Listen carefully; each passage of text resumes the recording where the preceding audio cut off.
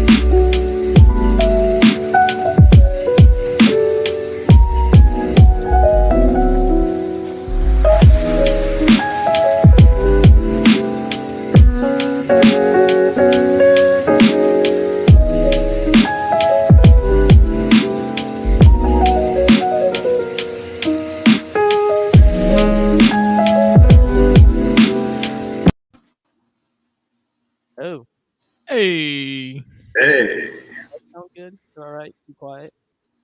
how we doing? we're good. You're a little quiet, Brayden. Trouble. Check. Check 1, 2. Is that better? Yeah. Yes. The arsonist has oddly shaped feet. The Human Torch was denied a bank loan.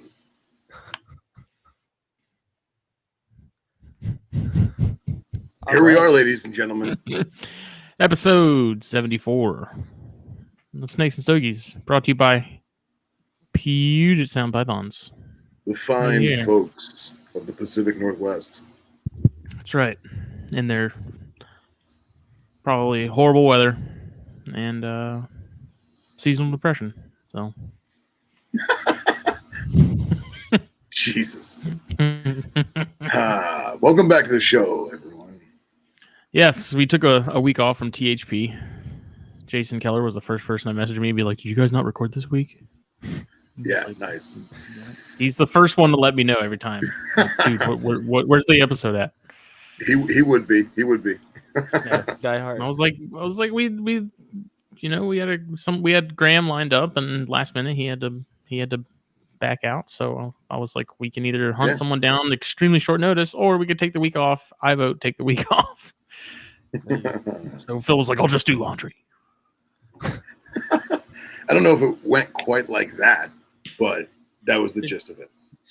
I don't know. The way I read it and the way I interpreted it is you were fairly annoyed because you were like, now I'm going to clean cages and do laundry. Pretty much. I mean, Very this is punctuated. Your fallback. This was my excuse to procrastinate everything. So, and it's funny, man. Jason would be the one to message you. Meanwhile, he just got another Legion's Cobra. He's been sending me pre-coital updates, and I'm living vicariously through him. It's amazing. He's a cool dude, man. Me and him. He's a great guy. Yeah, dude. He's the jam, man. I like that guy a lot. Legions. Legiones. First of all, I had someone who had an important question, and it was I couldn't get the strawberry flavored bang. Is the cotton? They're asking cotton candy or the blue raz. Oh. And I have yet to have the cotton candy because I refuse to drink cotton candy, but blue raz. So I had the cotton candy, and I actually put it over ice, and like gave it a second, and it was super good. And like I'm not even a big like cotton candy guy, but like I'm not either. It's just the birthday cake was that is just too much. See, dude, I can't do birthday cake, man. It's like natural flavors too. So I'm like, what are you like blending up birthday cake? Yeah. How does that work? I was surprised when you said that you liked it because a lot of people I hear don't like it. Like Bang in general, they're not a big fan of it. So. Oh man, dude, I'm like a crack addict at this point. Like if I don't have one, it's bad. Like you can have Smithy, Smithy has an amino acid addiction. Jeez. That's what it is. So I didn't even know that could be a thing. well, you're the first victim. Oh, So yeah. I've been staring at this one in the fridge all day, trying not to drink it. So saving it for tonight. All day, I'm like, I'm not going to drink it. I'm not going to drink it. Good. So before we introduce our special guest, what are you smoking tonight? Something called a bone shaker. Bone shaker. That looks scandalous. What is that? Strongly handmade Nicaraguan is their little slogan. So Okay. I know nothing about the blend. That was like bargain bin. I don't know. Like Raj periodically gets some samples of stuff, or whatever reps give him cigars, and they kind of go into this one little corner. And so I periodically, this one's been sitting there for a while, so I just Yeah, I'll take that. Thank you. I had a Tatiana sitting around, and like I kept moving it from like box to box, and I was like, oh man, I'm gonna smoke that Monday night. I'm gonna smoke it, and then I took a bunch of stuff out yesterday because I was going on a boat with a buddy, and I was like, bring some sticks for the boat, and it must have like rolled off the bed or something. I don't know. I can't find it. So tonight we're going Tabernacle, but this is my last one, and I'm a little bummed out because it already flaked on me. See? Yeah. Yeah. So I'm just gonna like keep my finger there the whole night, and hopefully it That shit'll sticks. buff out. Yeah, that shit'll buff out. So, Thinking this is a Connecticut broadleaf Maduro. oh, you Googled it. Smart. Well, I tasted it first. Okay. And it is a Connecticut broadleaf Maduro. I was Nice. It's almost like you do this for a living. weird. Weird, right? That's It's via- man. That's I'm so anxious for them to release what that blend is from those Drew Estates that I was smoking last week. Dude, I completely forgot to go to that one shop, and it's like, Oh, I guarantee you they're gone now, dude. I've had people calling from all Damn across the country all week trying to get their hands on one. damn it. Full disclosure, you weren't really missing all that much, honestly. It was like Okay. a step like weirdly positioned between the Underground Maduro and a Liga number 9. Like not horrible, not great. So I'm glad it wasn't an Under a Crown, but I'm depressed that it's not as good as a Liga. Yeah. Okay, I'll take that. Yep. But now I'm not part of the cool kids, you know? You'll be all right. Hey, Billy's here. Billy is here. Billy motherfucking Hunt. And What's up, Dominique and Cox, Billy and Dan and Hen Dog, the whole gang. So, without further ado, we introduce our special guest tonight, Braden. Hello. Braden of Scaly Sights. Did I say that right? Yeah, you said it right. Yeah. I didn't even know that you had an Instagram, I think, before today. So, forgive me. Forgive me. You're good. How else would you pronounce it? Scaly Cites? Scaly Cites. Scaly Cites. That just sounds really bad. It does. But Braden hit me up a long time ago, many, many moons ago, to do Venomous Hours. And we were all on board, and he lived far away and was doing some schooling and stuff, right? And then just logistically, it just didn't pan out nice. And but we stayed in touch, man. And, you know, Braden's done some really cool zoological stuff. So he hit me up. What was it, yesterday? This morning, yeah. Well, I hit you up yesterday. Yesterday into today, yeah. And he was listening to the podcast because he's working midnight shift. And I was like, dude, we got to get you on the show. You know, here we go. So, yeah. The first episode I listened to, you guys were talking, you had Billy and Eric on. And you oh, guys okay. were talking about, was it carpets, right? Yeah. Yeah. Yeah, we were just randomly bullshitting that. Yeah. I'm not a big carpet guy, but you guys are talking about it. I'm like, man, maybe I should be a carpet guy. This is kind of cool stuff. You should be a carpet guy. They're awesome snakes. Yeah, they're cool. I had one actually at one point, but I mean, I just knew basic husbandry. I didn't really I wasn't into them or anything for a bit, and ended up giving it to somebody else who was really into them. So it worked out. But cool. You know what kind it was or no? No, I have no idea. I think I have a picture of it somewhere, but I could bring it up and show you. But speaking of, I have that lone male IJ. Yeah. That I got from Riley, and our buddy Johnny Barrett there. I'm sending it to him this week. Oh, nice. Just as a as a paying it forward thing. So I got a chondro. I traded some chondros with Brian Fisher, and he sent me a female IJ, and he had a little thing written on the tub that said, enjoy her, pay it forward. He sent her to me for free. Cool. And since I've had plenty of people do that for me, I figured I'd do the same thing. I like hooking people up. Johnny's been hanging out with us for a while now, and he's a carpet nut, so it is going to a good home. Excellent. He's just kind of there, like that carpet. I just don't, I don't have any need for him. I don't have that female anymore. Just I'll be honest, kind of there. The time I was at your house, I didn't see it. So yeah, it's that snake. Well, I double checked with Riley, and Riley said it was cool, so we're good. Nice, excellent. I didn't realize Riley had so many freaking subscribers. He's killing it, man. On the YouTubes, killing it. Yes, I'm old, Braden. The YouTubes. The YouTubes. Hi, Katie.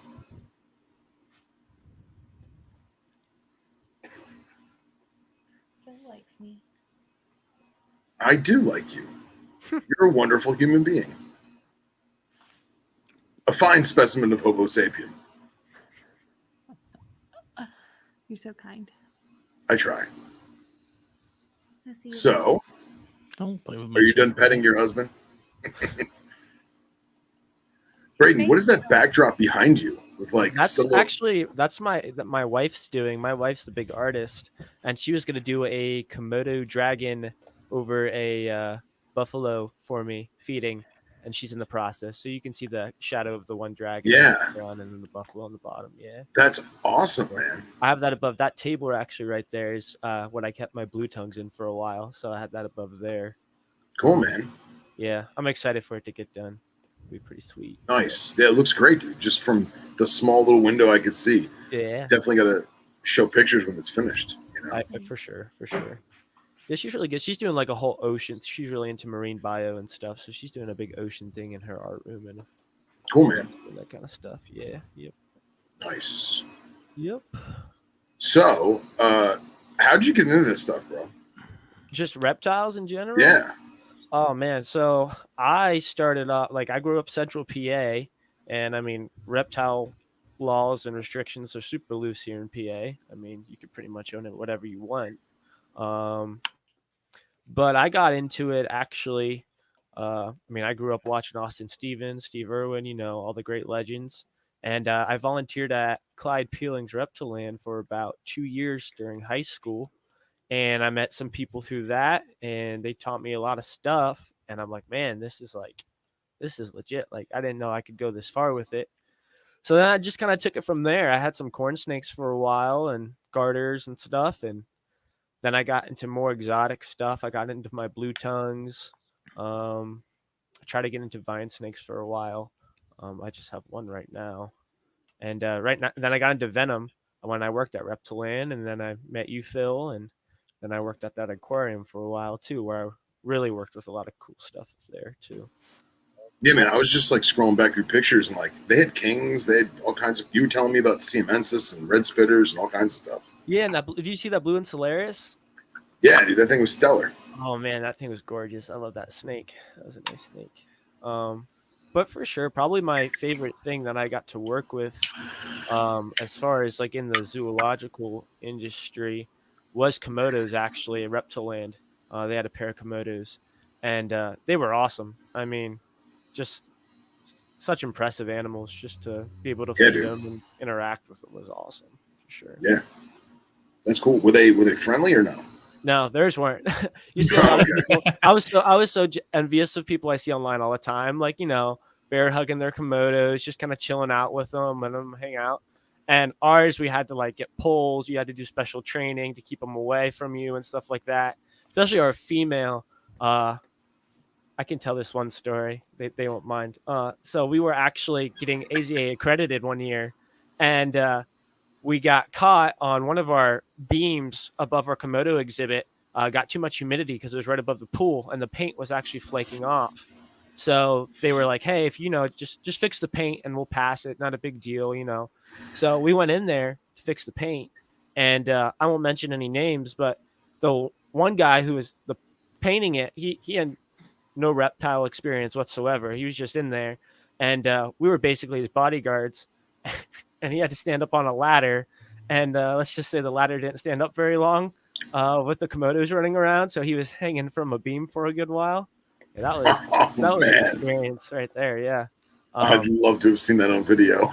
Yeah, I mean, we were all super nervous because we're like, man, we hope nobody's watching us right now and everything, because it's on display. I mean, they were right on display right there. So, but no, it all worked out. We got the ladder back up and everything for him, and that's what you're trained to do. I mean, stuff like that happens sometimes. So, but it was nerve wracking. You come out viral sweating videos bullets. of a guy getting eaten from the feet up by a God. Komodo as he hangs from a ladder. Dude, I can't imagine that, man. Like, Horrible.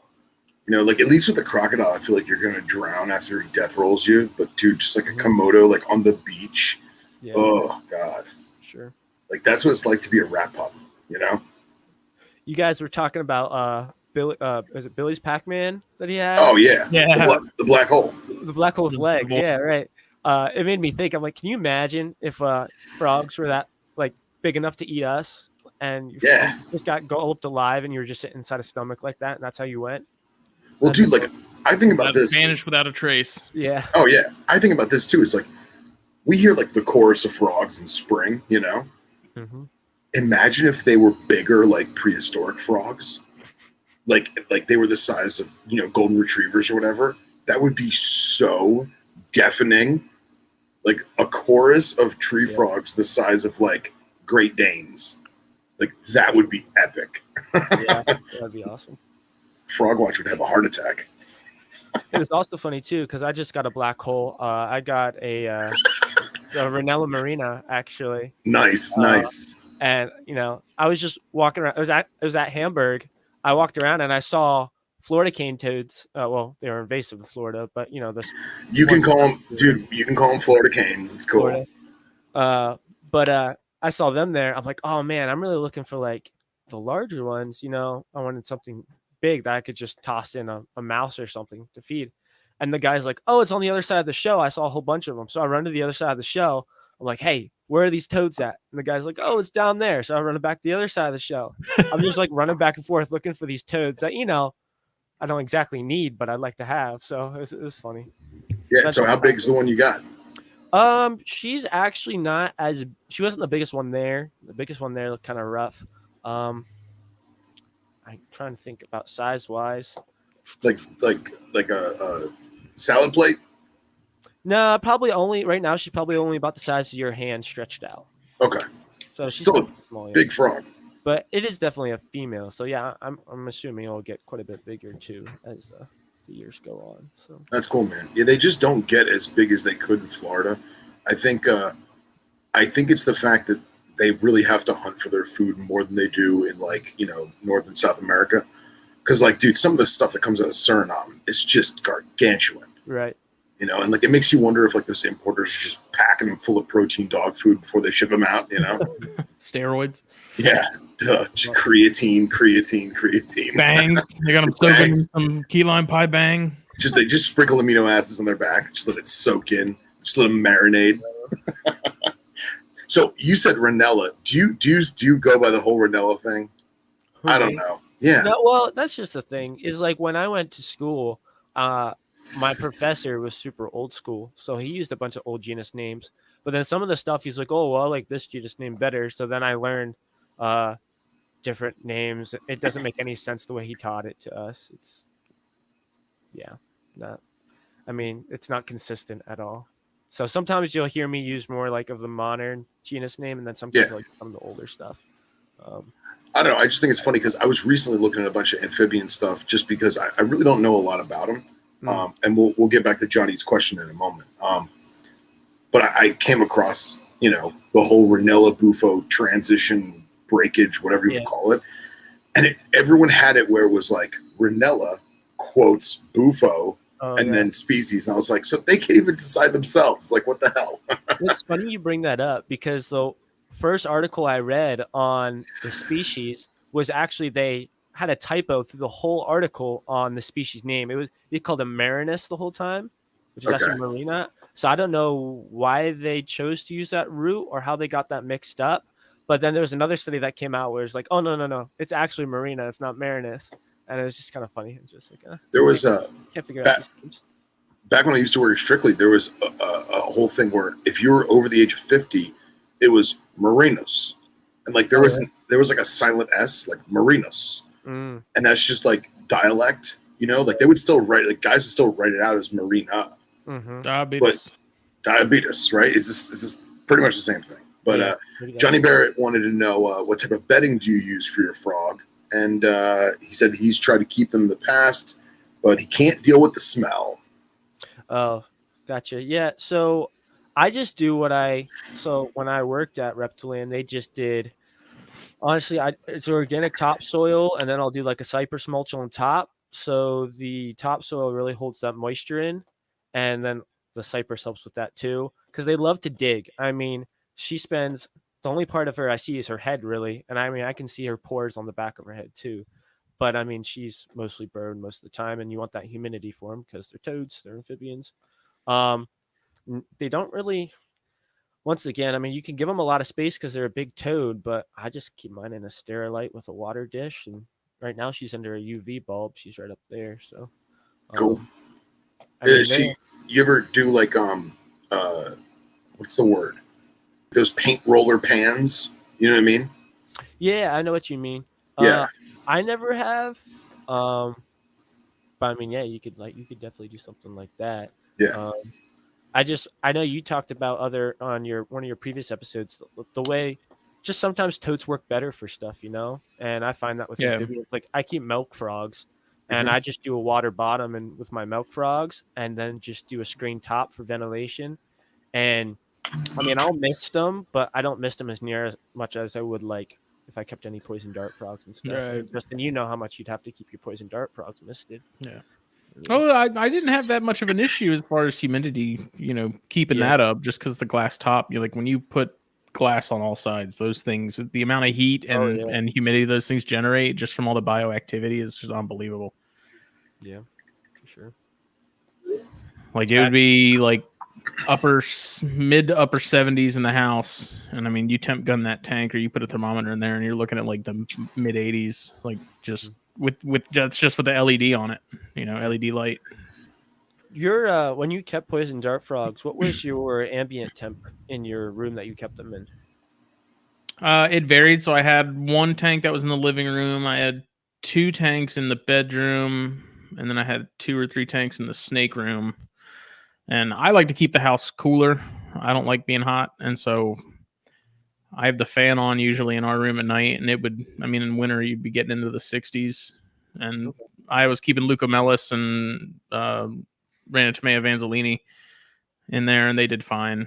They really are tough animals. There's a couple species that are way more delicate, but most of the stuff on the market, like currently that's available, is going to be damn near bulletproof.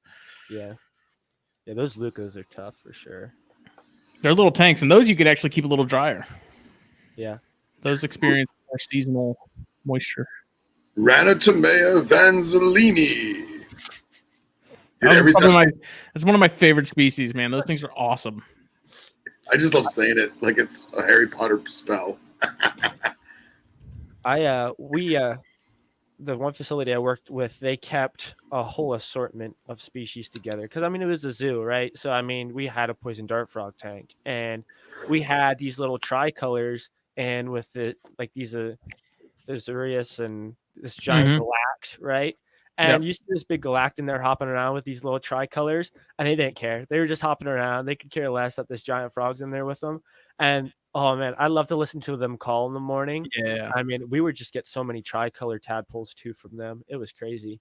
They're like rabbits. They just kept breeding. Yeah. That's how it was with my Vitatus. It got to the point where I was trying to use them as feeders for the baby Cyanea with that first clutch, and I had zero luck. Yep.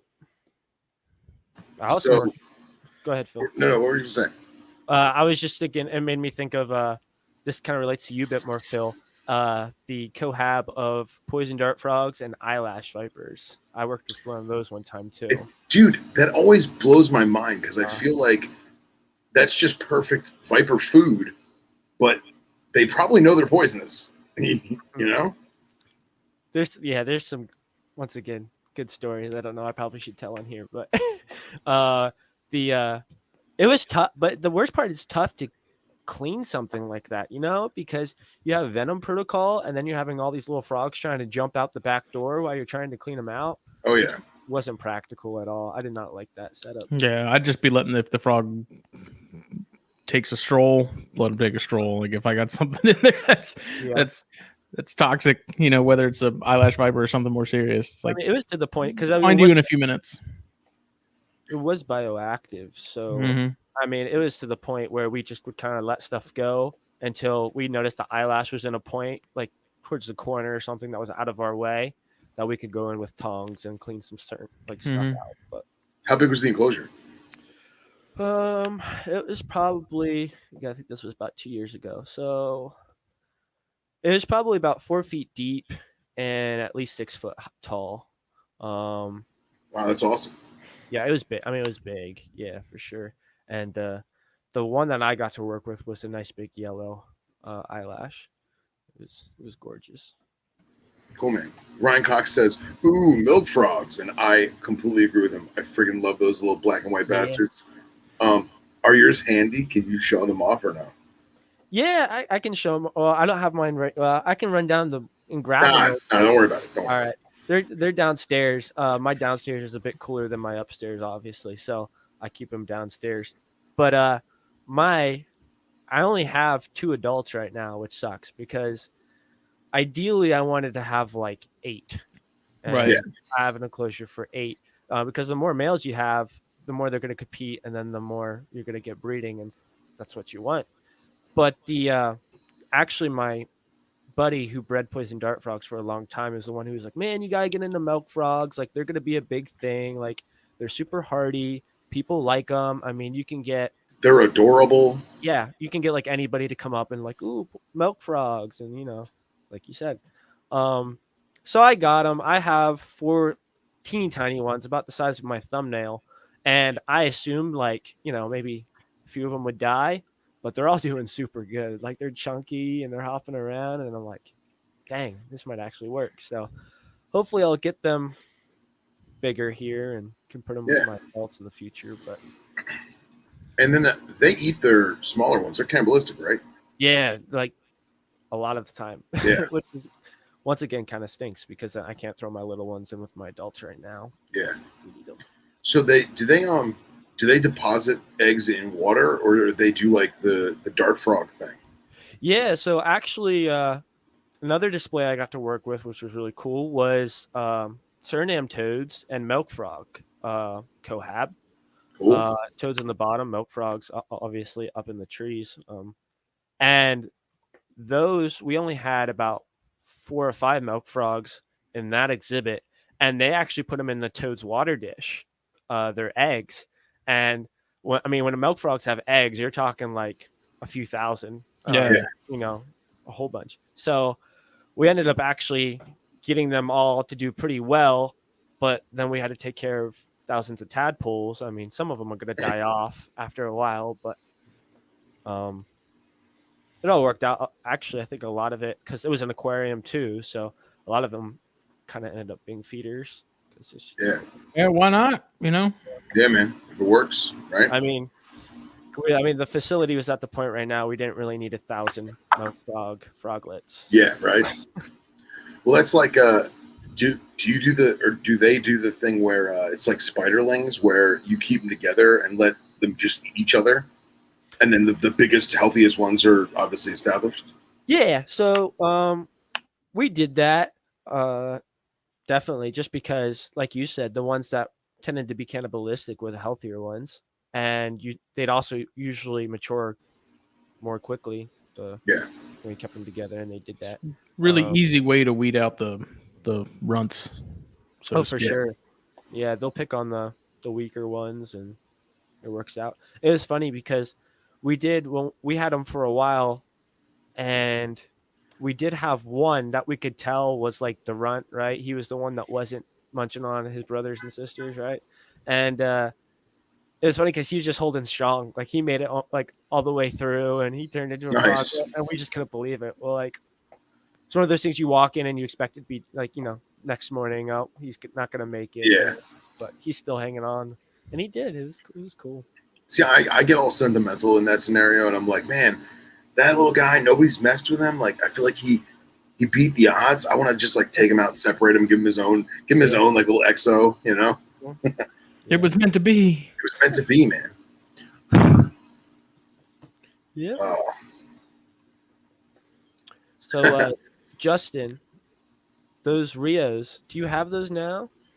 No, I was gonna talk to you because I'm looking one you got, and I don't yet.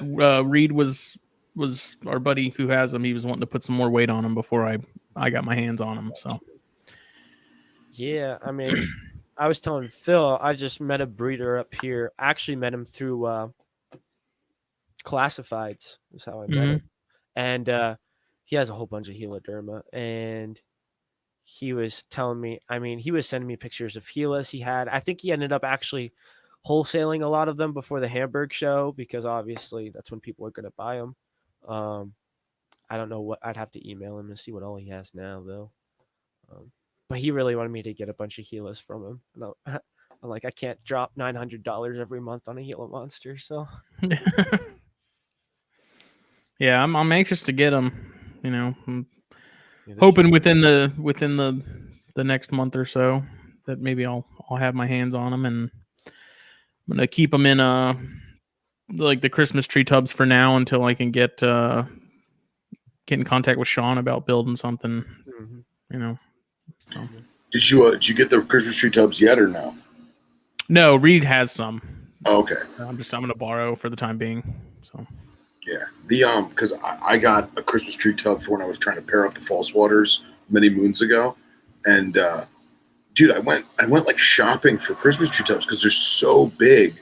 Yeah, you know what I mean, and like they have that flex to them, and I was trying to find one that was more rigid but still light enough that I could move it myself. Because let's face it, I'm short.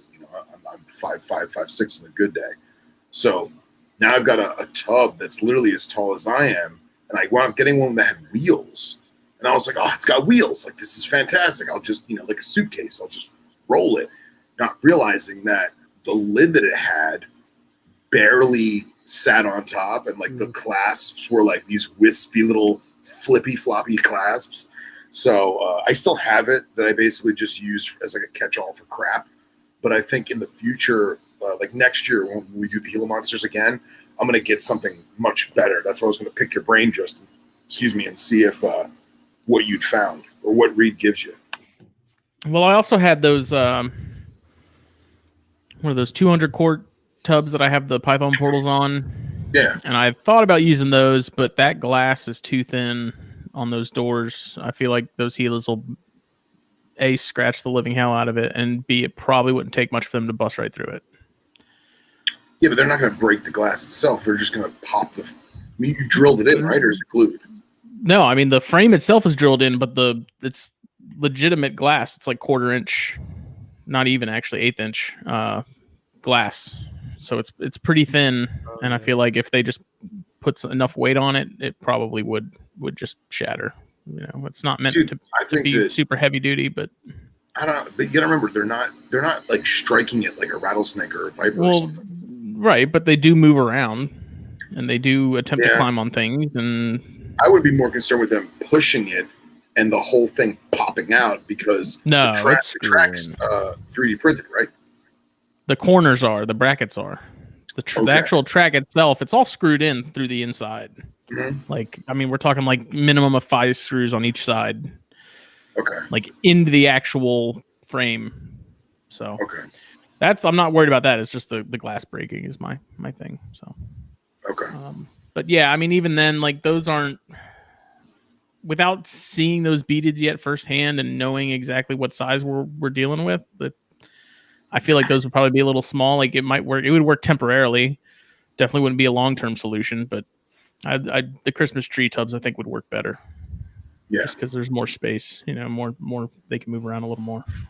Yeah. Johnny says that Owen's snakes broke through his glass twice. Yeah, he had a retic get out or something. But was it a python portal or was it like a vision? No, it was like I guess I don't know what brand it was specifically or if it was something he built, but yeah, I think it was either his Oliver or retic broke out like twice and broke the glass both times. Okay. Yeah, but it didn't break the glass from hitting it. It broke the glass from pushing. Yeah. Okay.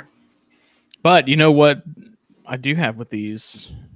I could totally fit some Ackies in one of those things. You could. That you could. There were some nice ones at Hamburg this past Saturday. I was looking at.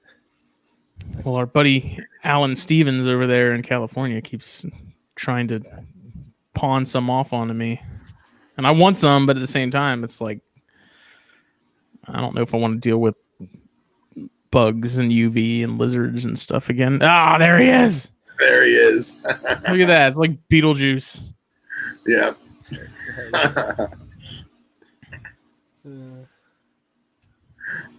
That's hilarious. Oh, man. So you're going to pull the trigger or what? I don't know yet. I want to, but space. Think about it this way. You could just get more heliderms. That is true. That is very true. They're like spicy little hot dogs, bro. See, I don't know. I think that's the thing is I have to kind of plan ahead because I got to bring over the last hatchling rack that my dad still has because I got that corn clutch. I got that Baird's clutch. I'm probably going to pair up the Cyania again soon, and then the corn and that Baird's are going to get paired up again in the next couple of weeks once I get them sort of beefed back up and get some more calcium in them. So space is going to be tight. Yeah. So I don't know. I'd like stuff that requires a lot of space or more space than I sort of want to commit to currently. And then I don't know, but it's the constant battle. So Billy says that Ron Allen used Christmas tree tubs for a lot of large colubrids with a lot of success. That doesn't surprise me. But here's my question though: does he have a Python portal type window, or is he just stacking them and he has to take them all down and pop the lids off? Because I feel like that would be. I know there's companies that have made racks. They're massive, really? But people have done it. Yeah. Okay. Interesting. I don't know. You'd have to almost. It would have to be like landscape rather than deep. Like it would have to be width. Cause it would have to be width. Like, not things depth. are like what 5 feet at least. At least, yeah. Like you could fit in one. We could lock your ass up in one and ship you somewhere. Yeah, probably. I'll keep you in a Christmas tree tub. Gee, thanks. It's funny you said your height because I forgot how short you were actually. Thanks, man. Thanks. I remember this guy. He's like, "Yeah, man, I'm gonna come down." I was like, "All right, cool. We'll meet you at the shop." And then I get there and I'm like, "What's up, man?" And Gendra says that the Ackies is all Burke's fault because he broke the mold. He's like, "Oh, I'm a snake guy. I don't have lizards." And then wham. Well, the thing is, like, monitors. I've always had an interest in, like, I like monitors a lot. I just don't have the space or the time for monitors. It's the same reason I don't have a parrot. Like, I love parrots. Parrots are really cool, but I know that I just don't have the time to socialize it the way it should be. And I'm not going to be that asshole that just keeps a parrot in the corner with the cage covered like 6 days a week in total darkness and just lets it go insane in the corner. But I like Ackies are different because they're smaller. They don't require so much space. Right, even like mangroves for me that's a bit big. Like that's a bit large. Yeah. And it's just finding what works, for your living situation. So yeah, and I feel like Ackies, at least if you got them 2 or 3 times a week, like Monday, Wednesday, Friday, you could reach in, grab both of them, hold both of them in one hand, and just sit there and just play with them on the couch while you watch TV for like 20 minutes. Well, Hector would probably investigate. We'll throw his ass on the ground, But it's different now, too, because we have Alan the Enabler Stevens sending me pictures constantly of baby Ackies he's hatching out and saying, dude, this one could be yours. This one might be yours. I can send you this one. What's your address? And I'm like, look at the colors. Look at how spiky this one is. Bastard. I don't know. They are cool, though. I wouldn't mind at least trying them, like trying my hand at them. I don't know. It's one of those things. Like you do your spring cleaning where you have a whole bunch of animals where you're like, how did I end up with you? And then you go and thin out on that stuff to focus on what you actually want to really put work into. And then over the course of the next 4 years, you do the same thing where you start accumulating all these random pairs and like single animals, and you end up thinning them out again. So Johnny wants to know how your knobs are doing. They're good. They don't want to make coitus at all. I had to have done something wrong this year because like they just won't pair. And like I check them and I leave them alone and I hear like man, dump, dump, dump, dump, dump, dump, dump, dump, dump, dump, dump. And I'm like, what are you doing in there? And I open it and they're both like, it was him, you know? So I gotta you were true during my private moments. Right, exactly. But dude, it's so like the threat display or the defense display that the female does to the male when she's not ready is so cool, man. And like watching them like flag each other with their tails, like it's super cool. But I'm having very bad luck pairing this year. So whatever. We had Dr. Jewlander on many moons ago. And I don't know, for some reason I'm like afraid of him. I don't know why. He just super nice. He is a super nice guy, but for whatever reason I'm like McLovin in Superbad when he's that chick in the hallway. She's like, hey. He's like, oh, it's 2:30, and then turns around and walks away. I told her what time it was. Yeah. But I guess I should probably get around that because he's going to be in Texas. Yeah. And make for an awkward car ride. But I would like to do another Knobtail episode for sure, because I think the only one we've done so far is with Phil, and it is actually like the third most listened to episode. Oh. Believe it or not. Somehow.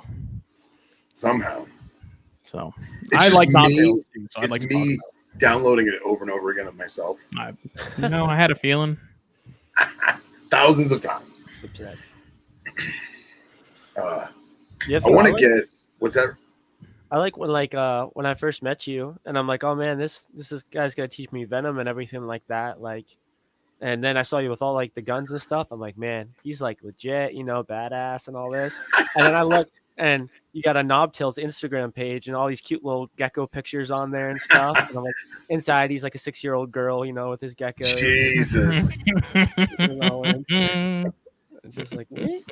Look, man, all I want to do is drink, smoke, and cuddle. That's it. Drink, smoke, is that too much to ask all for? At the same time? Well, yeah. Let's be real. So I experienced none of that at Carpet Fest when we shared a tent. So yeah, because you went to bed at like 10 o'clock. I'm old and I get tired. We were exhausted, bro. What a trip that was. I was, man. But what else are you keeping? So we got that beaded recently. Yep, I got the Melks. Tokays are a project that are actually doing pretty good for me right now. I love them, man. I love them so much. Like a lot of people are like, why would you keep Tokays? And I got so much. Because they're awesome. I got like so many like backhands to the face 2 years ago. So loud. When I first started to keep them, they're like, why would you keep Tokays? Like you can't handle them, and most of them are wild caught. But I mean, if you pay attention to the sites at all, I mean, now it kind of worked out. I mean, you were buying Tokays at shows for $15-$20. At least that's what I was doing. And I would just treat the ones I could treat for parasites, and they'd make it. And now they're breeding, and I'm selling my babies for like $70. So nice.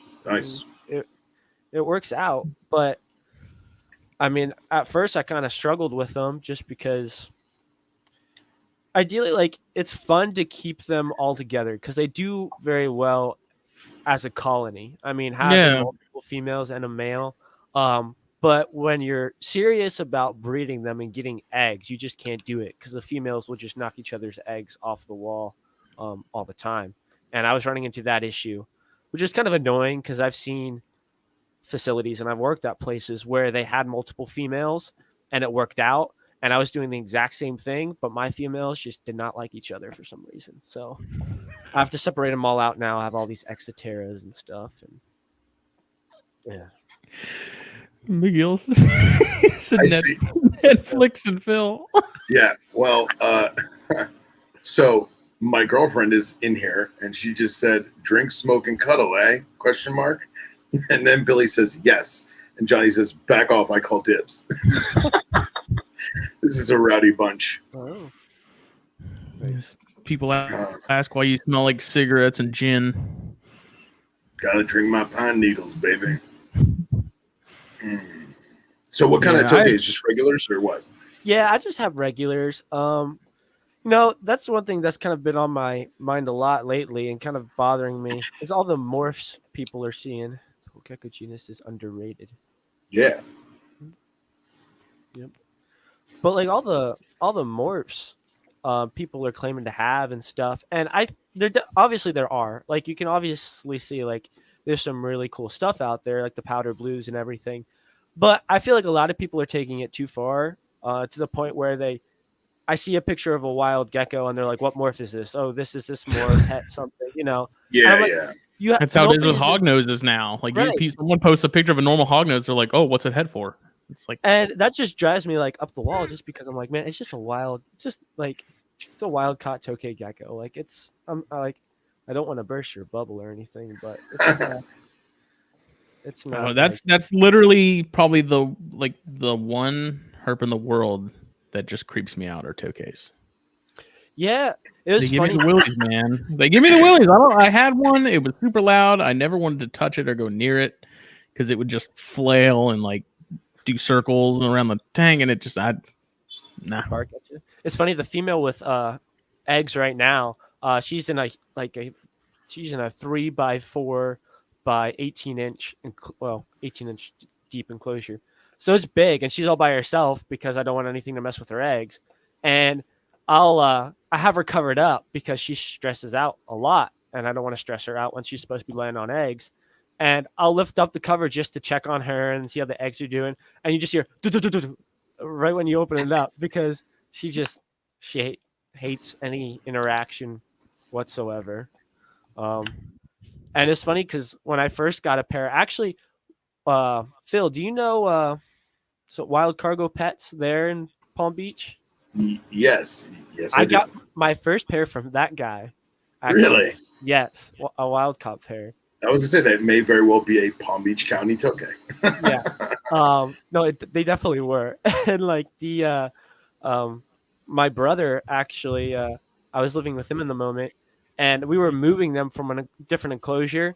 And I'm like, hey, why don't you grab them for me? You know, I'll finish setting up the enclosure and just bring them over and we'll put them in. It took him like a good 2 hours to finally, figure out. I mean, you just see him like go in and then he like freaks out and jumps because the geckos are like, wah, wah, and yelling at him. And, yeah.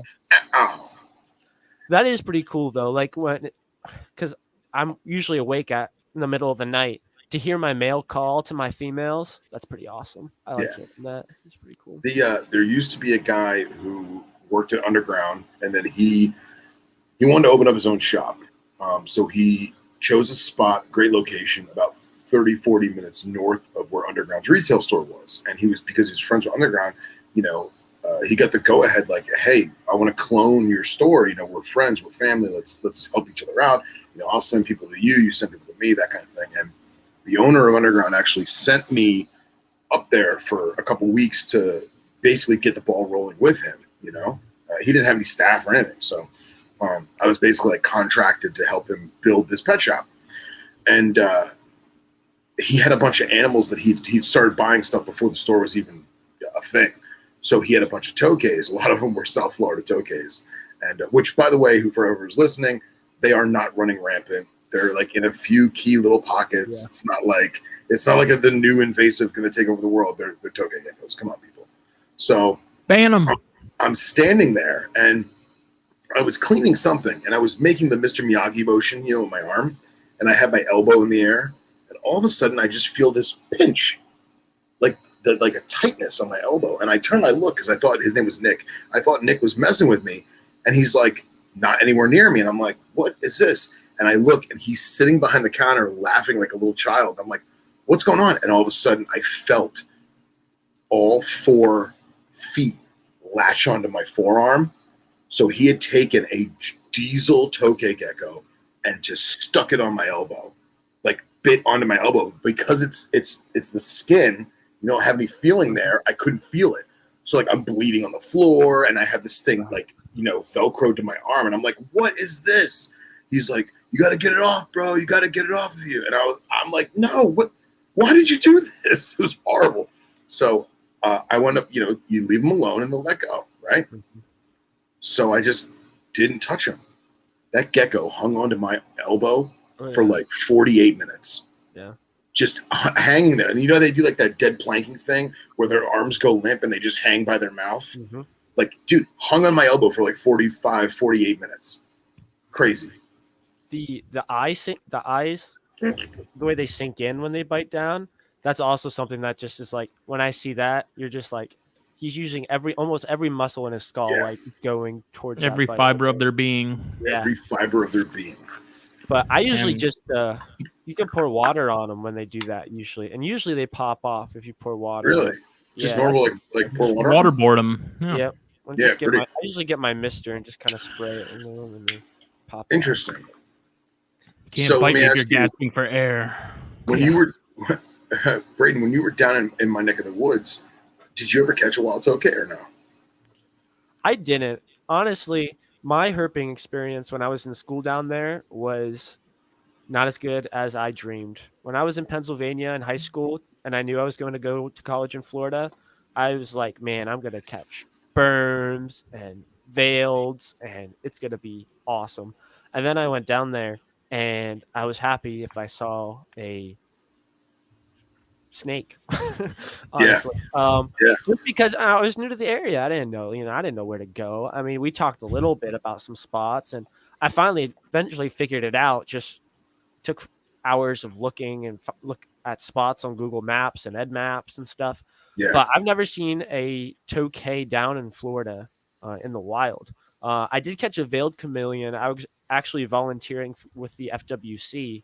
And they sent a group of people down to look for them. And I found one while we were doing that. A nice. What city? That was actually probably down towards your way, Phil. I don't think it was too far from Boca. Interesting. I don't know the exact stretch that it was on because there's just so many. And once again, I wasn't too familiar with the area back then. So I just kind of rode along and we found it. And I was bummed because I really wanted to keep it. But for, I guess, professional reasons, they had to euthanize them and stuff when they find them. Oh, stupid. Yeah. I was like, well, I mean, I just want to keep it. Yeah, like you're going to kill it anyway. I might as well keep it. Yeah. It's not like I'm going to re-release it or anything. Right, exactly. What would be the point of that? Yeah, it's not like it wasn't born in the wild already. What did I say that out loud? Sorry.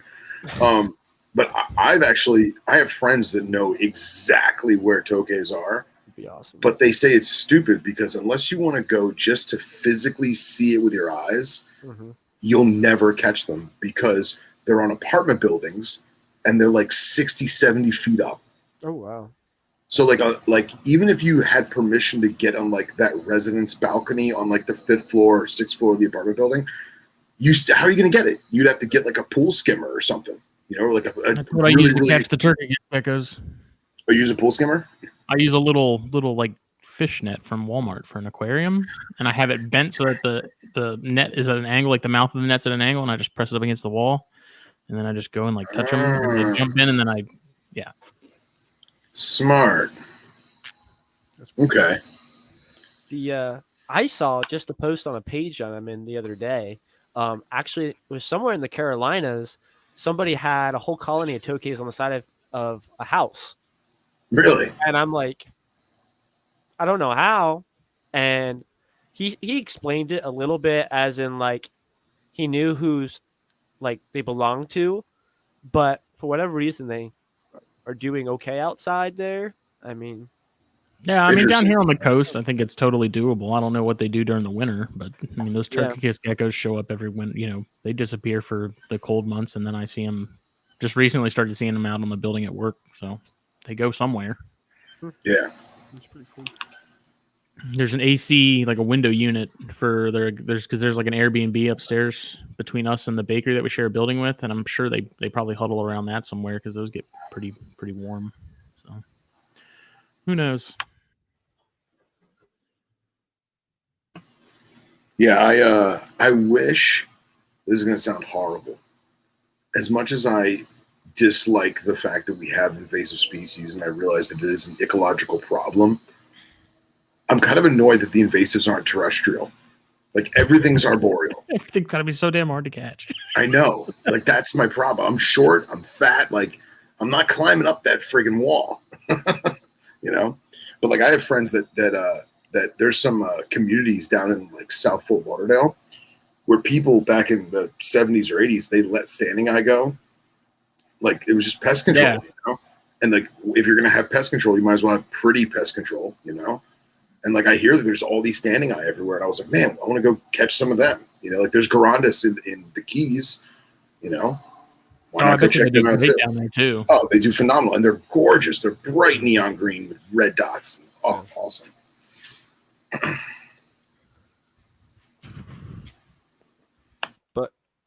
Yeah, I just did I actually did a YouTube video on tokays just recently, and that was really Nice. fun. It was good.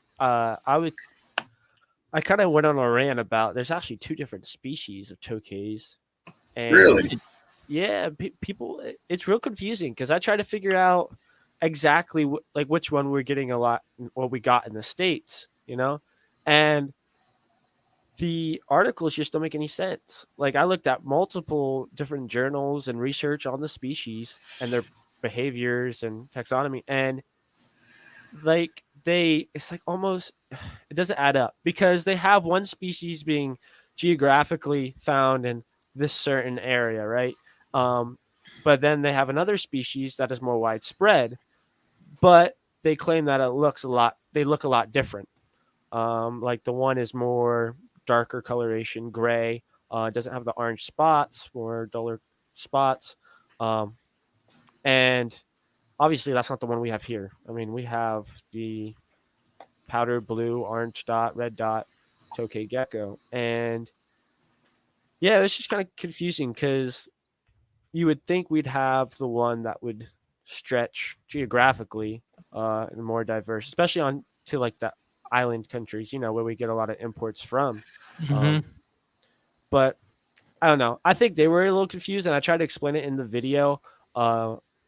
I can't even remember the name of the specific. I mean, they would be subspecies, I guess, right? Because they're gecko is their Right. species, but I can't even remember the two subspecies names. But I thought that was kind of Those are interesting. Yeah.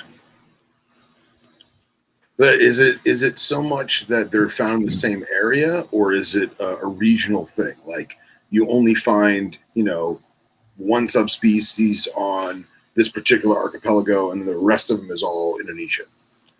Well, like, so let me put it this way. So there is the species that we have in captivity in the United States.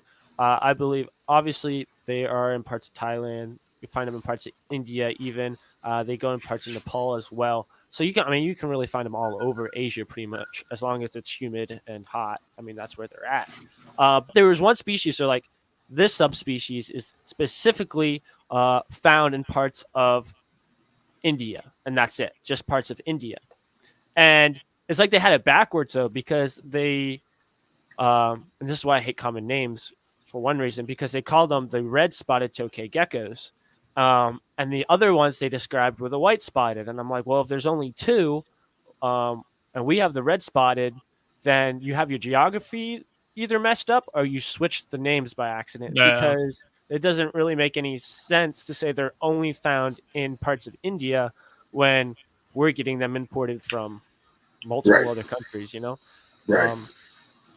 So yeah, it was a little confusing. And that was one problem I ran into when I was making my video, because the video is on a whole bunch of different things relating to tokays. And I just was like, man, I never even knew this was a thing, and there's actually a problem with Yeah. whatever's going on. I mean, somebody's gonna clear it out eventually as they become more popular, but it's just like, I mean, anything else, I guess. There's a lot of Yeah. Yeah, and names I mean changing. taxonomy is always Mhm. it's fluid. You know, it's always changing and shifting, and you know, even whether we're still around when it happens, or if it's however many thousands of years from now, it's always changing. Yep. And swat that fly 1. So I'm from the time when rat snakes were still a laugh. I have a lot of catching up to do with all these hybrids and new species popping up. Yes, a lot has changed. It has. Took me 3 years now to break old habits. Pantherophis. And I don't know if you saw that, Phil. Yeah, I did not. Just found you guys, big herp guy. Oh, that's cool. Stenosaurus, love it. Very cool. Very cool. Yeah, I was girlfriend was talking about going down to Key Biscayne to do some nature walks and nature trails and stuff. And I didn't really realize that Key Biscayne had that much natural area. So, I went on iNaturalist. We were driving in the car. I went on iNaturalist, and I was like, man, that place is chock full of Stenosaur. Like 3 or 4 different species, man. It's crazy. It's just Miami spiny tails. So. Oh, those are cool. What? The spiny tail iguanas? Oh, yeah. Dude, they're savages, too. Razor teeth. So, have you ever tried to rear up one of your baby tokays? What's up, Mike? Like, you mean just like raise it without the parents? Yeah, like raise one up and like handle it and get it like acclimated to humans and. Yeah, so that was my goal. My goal is I wanted to advertise that I'm selling handleable tokay geckos. Hand raised. Right, like Cresties pretty much. And it's funny because actually the male that I got, the original male that I got down in Florida, he's actually the point now where I just scoop him up like a Crestie. He doesn't even do anything. He's That's like awesome. Super chill, laid back. I don't know what it was. Honestly, I think it's because I put him with so many different females and he got all those hormones out, I think. But maybe I don't know. He's super good now. And the babies I had were good too. I mean, obviously they're tiny and small and they're hard to handle, but by the time I sold most of them, I mean, they're not full grown. They're pretty little. But by the time I sold most of them, and they just sit right on your hand, and there for a while, the first babies I actually had to separate from the parents because I had multiple females in an enclosure at the time, and I didn't know which female the babies belonged to. So if the wrong female caught the babies at the right time, well, they'd be food. So I had to take them out, and then I actually just hand raised them and had to force feed them for a while, and that was fun, time consuming. But they ended up being super tame, yeah. Nice. There was a girl who used to go into Underground's retail store, and she was a high school girl, and she would come in. What's Scott saying? Some bloody psychotic bastard things give me oxyurinus any day. I love you, Scott. That's awesome. Oh God. I heard him say that in my mind. Yeah, me too. I heard it in his voice and everything. Yeah. Oh man. But there was this girl who used to come out Underground, and she was just this normal high school girl, and she'd come in and she'd always get like 6 small crickets. And one day we asked her, we're like, what are you feeding? She's like, my tokay gecko. I was like, oh, well, you're only getting 6 of them at a time? She goes, well, yeah, he's tiny. And she goes like this. And the thing was just sitting on her shoulder. It was like this big. What? And that's just what she did. Is she found an egg from one of her, I guess she bought an import gecko as a pet. It was a female. It laid 1 egg. She incubated it like on a windowsill or something. It hatched. And then she just started playing with it, like not realizing that it was destined to be a lunatic, Right. you know? And it got to the point where she would literally just put it on her shoulder and it would just sit there. Sometimes it would like sit on her neck for like warmth, you know? And she would come into Underground, she'd get her crickets and she would be like, hey guys, look. And like she'd like pet it. And like so eventually, when it got bigger, it was like holdable. Like we would pass it around. Dude, it was the coolest thing ever. But like, I never had the faith to try that. I mean, honestly, I think one reason I like them so much is just because of their size. I mean, my male, I see. I mean, lychees. I mean, he's bigger than a lot of lychees I see at shows sometimes. And it's really cool just to have him in the video actually that I made on YouTube. I had him sitting on my hand through a lot of the video, and he just, like I said, he would hang out. I mean, he takes up most of my hand, and they're just really impressive animals. And he doesn't even get fired down or anything. He stays blue and orange, and Yeah. for sure. It definitely seems like it's sort of a trust thing. Like once they realize, or I guess associate you and food, then they kind of realize, okay, this giant ape isn't here to kill me. It's just here to hold me or feed me. Right.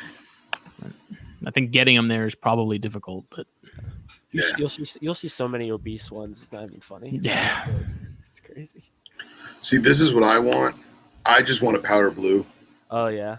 Like that's one of my dream geckos. Yeah, dude. I want a baby powder blue, and like I regret not buying them when they were more readily available because now they're so expensive. I like that one. That's a good one. That's it. Yeah, even that. Like I've seen that situation. It's not just dangling. Yep. Yeah. Old spread eagle just hanging. Yeah. Oh, look, there's a day gecko there just hanging out. Yep. With the toques. Yeah.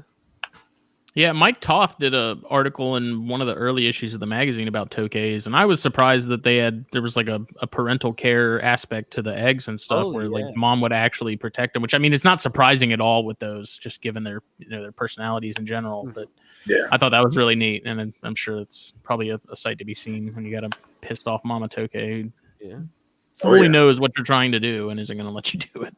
Oh yeah, I think it's awesome because like a lot of like. And they kind of are. They're like little monsters, right? I mean, we think like the little Godzillas that can crawl on walls. And here they have like this parenting capability to them. I don't know. It makes them seem a little bit more nurturing, I guess. But it's kind of neat. Dude, look how tiny that is, man. That's adorable. Yeah, none of my babies ever gaped at me like that before, which is really it's just surprising because they do that a lot. Braden, what species is this? That's the Beanie baby. Nidicanus, gecko Nidicanus. Yeah. Oh, here's another good one.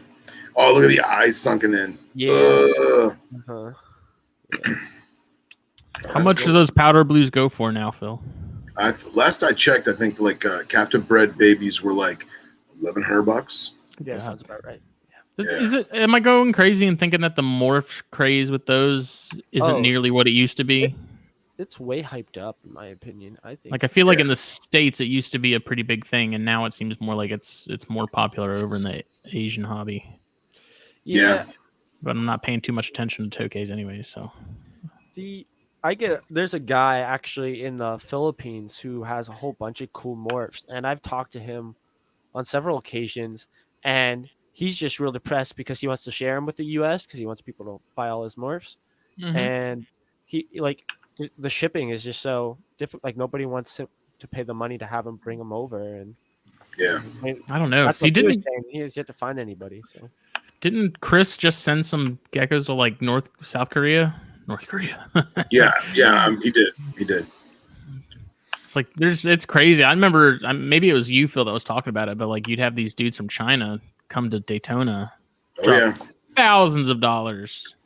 That's crazy. And then just hop on their plane and go back and get it all shipped to them. It's just well, like all right, so do that.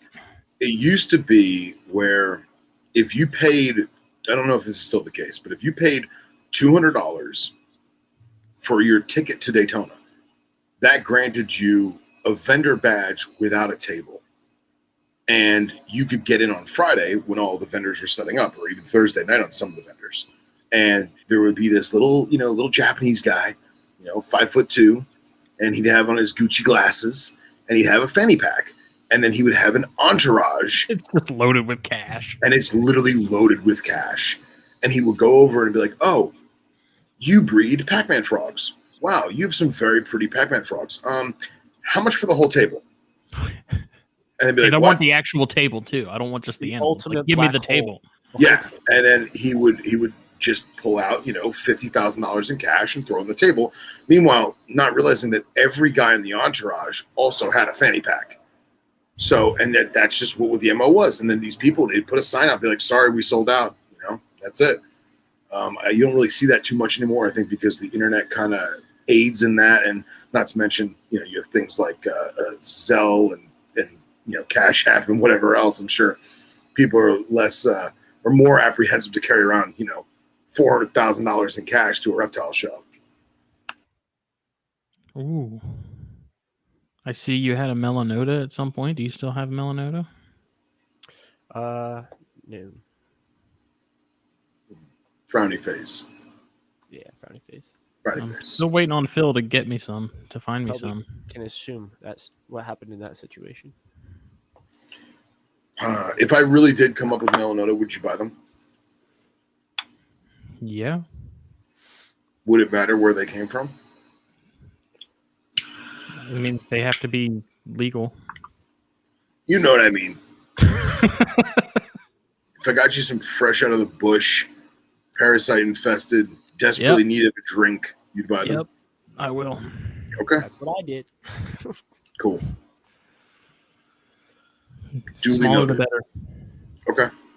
Because I have my giant 10-pound reptile and amphibian medicine and surgery book now. Yes, you do. So I could kill somebody with that thing. If I hit them with it hard enough, they'd be dead. Like, that book is the biggest book I've ever owned. And I had the Harry Potter books. How many pages is it? It's got to be a couple thousand. Let me see. Well, why don't you get the book and flip to the last page? I'm going to go on Amazon and look at the page count. How about that? Oh, man. Okay. Hey Phil, what's the regs on field collecting Ophosaurus from like the eastern glass lizard down in Florida? I don't think there is any. There isn't any. Yeah. I would believe you because I saw a whole bunch at Hamburg and it struck my attention. Yeah, I don't think there is any. What is that? I don't remember exactly which one's which, but there's a Florida endemic or like a southeastern endemic one, Mm-hmm. and that is only protected in wildlife areas. So, like if you have one in your yard, fair game, and then the one that's the entire eastern seaboard, as long as it's not on federal property, I think you're good to go. Gotcha. I mean, somebody correct me if I'm wrong. Right. Yeah, I have one actually. And Oh, cool. when I was in Hamburg, I saw a bunch more, and I'm like, "Oh, that would be fun."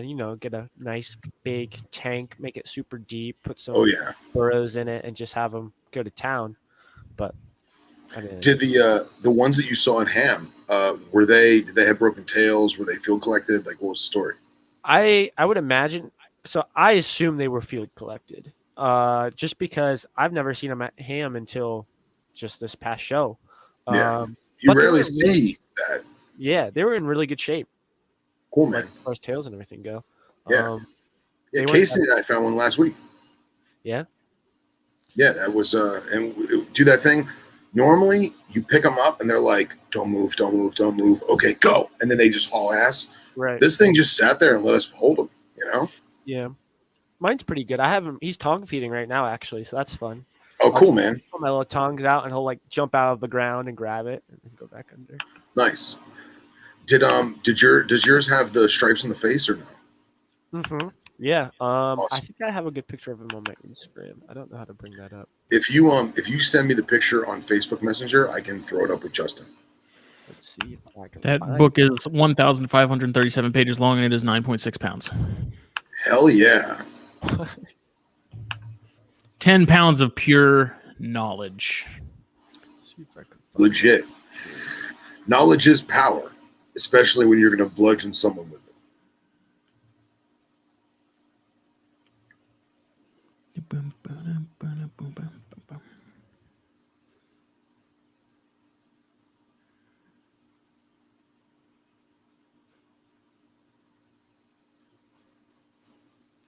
Yeah, man. I was actually talking to Casey about that because Casey had never found a glass lizard before, and he was super excited. Which that's I'll say it once, I'll say it again. That's one of the most rewarding things about herping is when you're with someone or people and they've never seen something in the wild, or better yet, they've never seen one in person, and you get to bring them to the spot and show that to them and see their face and see their reaction. Like, that's so friggin' rewarding, you know?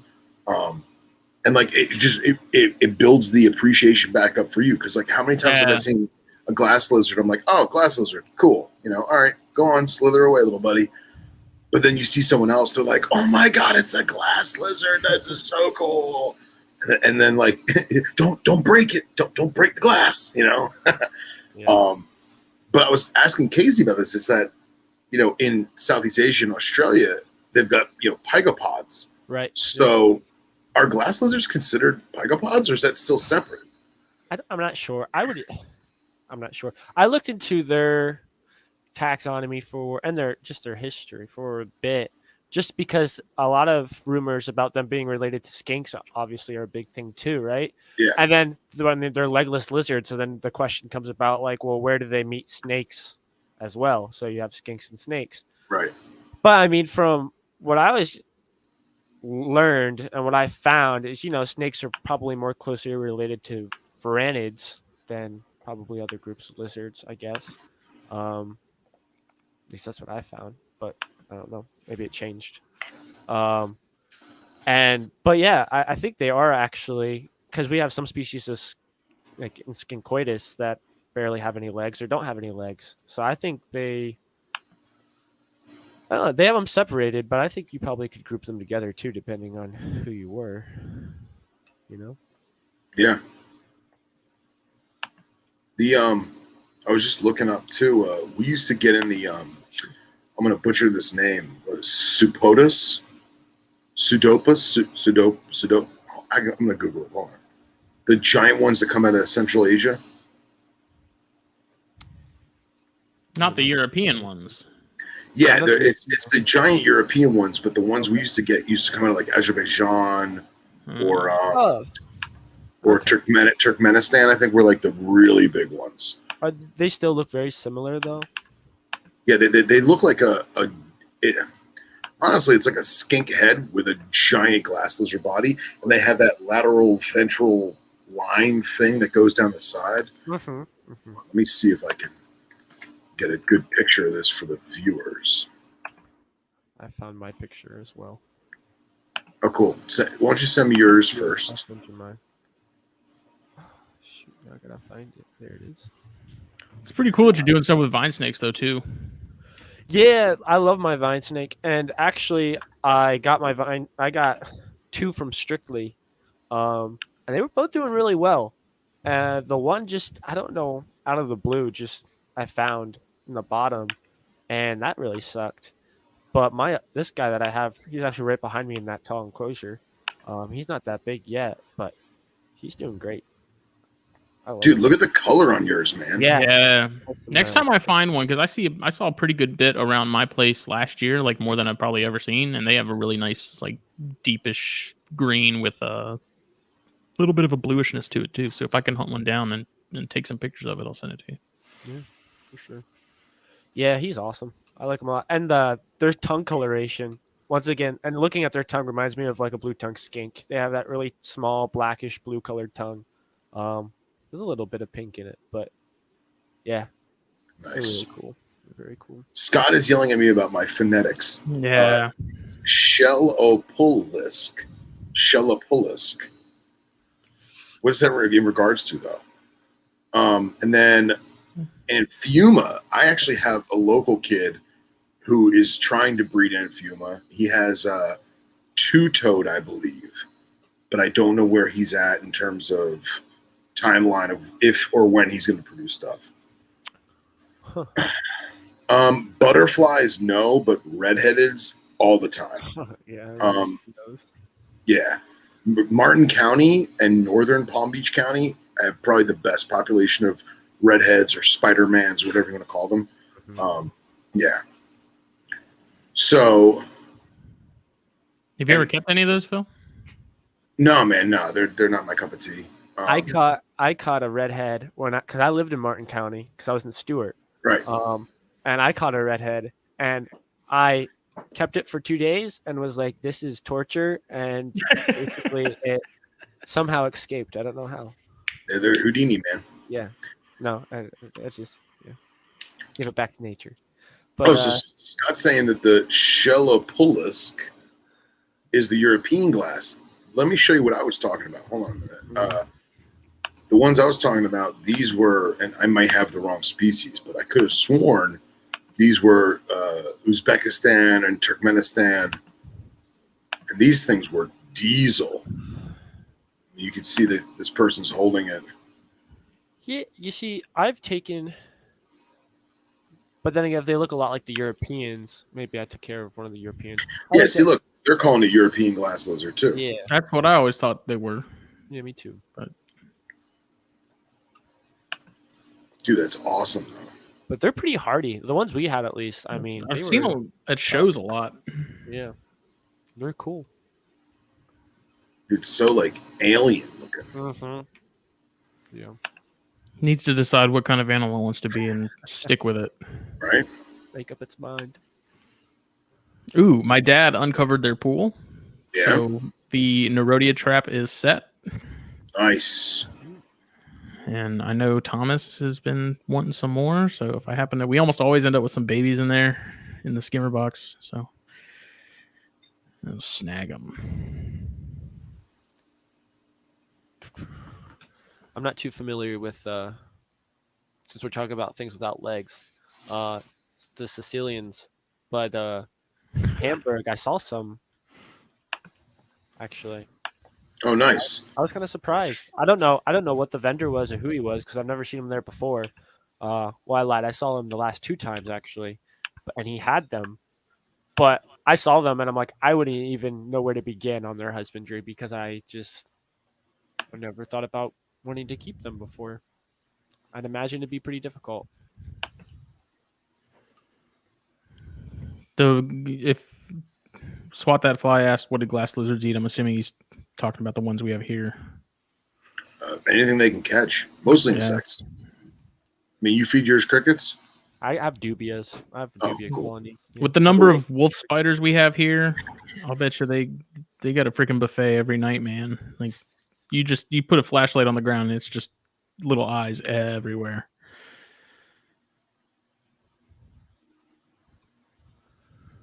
Yeah, Scott says worm specialists in some cases. And I just looked up, Scott was saying it's the Southern Russian name for those European glass lizards. And yeah, I found it. It's Sheltopulisk. Yeah. Vodka. Right. Vodka. I don't know. Wasn't Dom looking for Sicilians or? She was, and she found. I was like, that's the most random thing. They were really expensive from what I gathered. I feel like they're probably a giant pain in the ass to keep. Yeah, I would think so too. I mean, I think of it as, Phil, we talked about coral snake husbandry that was a while ago. But I mean, similar, but on top of that, it's an amphibian yet too. So you gotta figure out that substrate. Yeah. Dude, I still need to make my coral snake ant farm. One day. I have a topic. What do you use for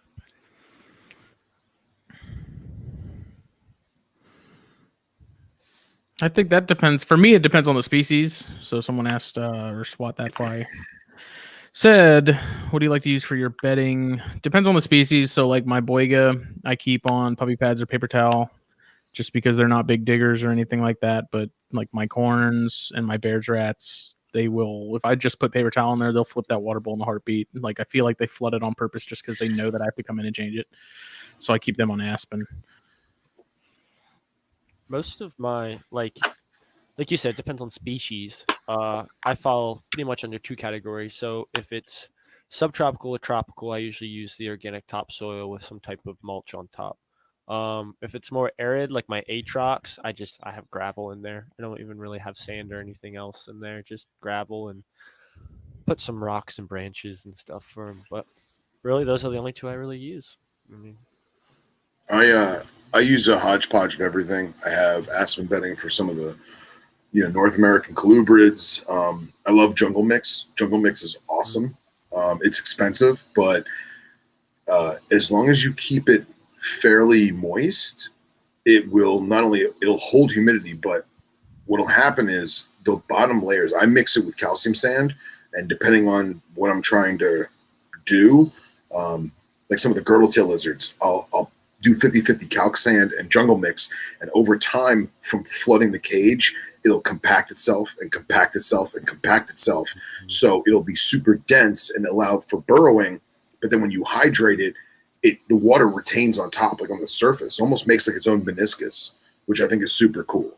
So I use a lot of jungle mix, paper towels, all sorts of stuff. I will say for my glass lizard, I had to mix sand just so I could get that Yeah. density. Yeah.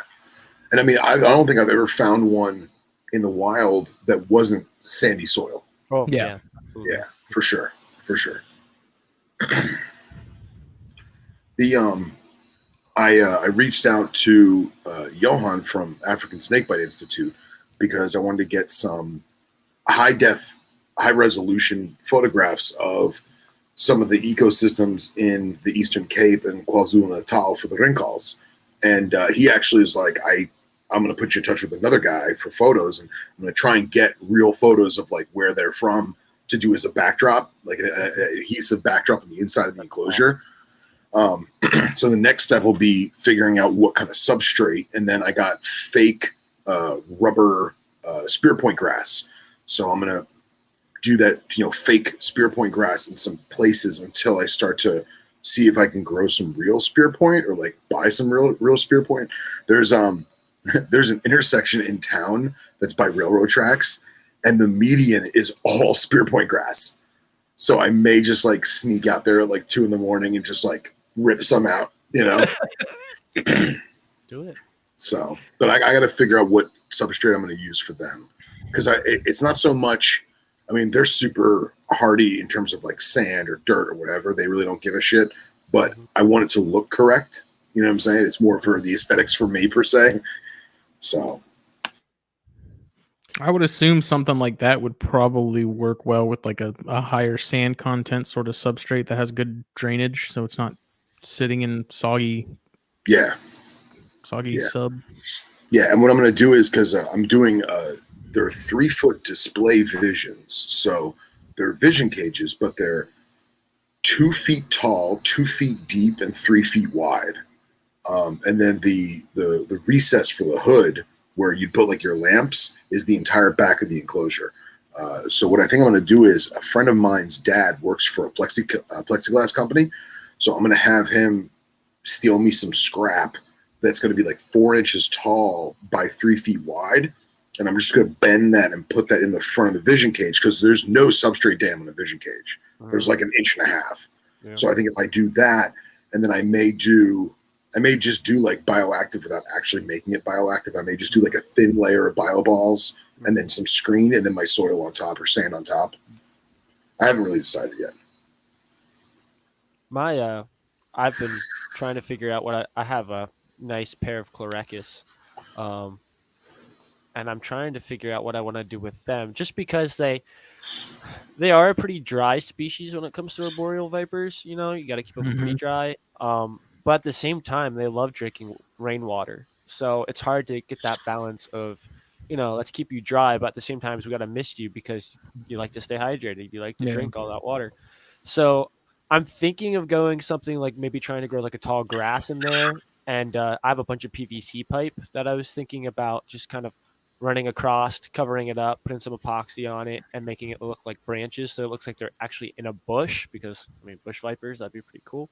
Yeah, right. But right now they're just like, they're doing good and everything, but I would like to get them something a little bit more. What enclosure are they in? Well, my adults right now, they're in an Exoterra. They're in like one of the largest Exoterras I think you can get. It's Okay. I'm looking at it right now to get a rough estimate. It's at least, I think it's a 36 tall. Okay. Oh wow. And it is it looks bigger. It's an 18-inch deep. Yeah, it looks like 18-inch deep and around 2 feet across. Nice.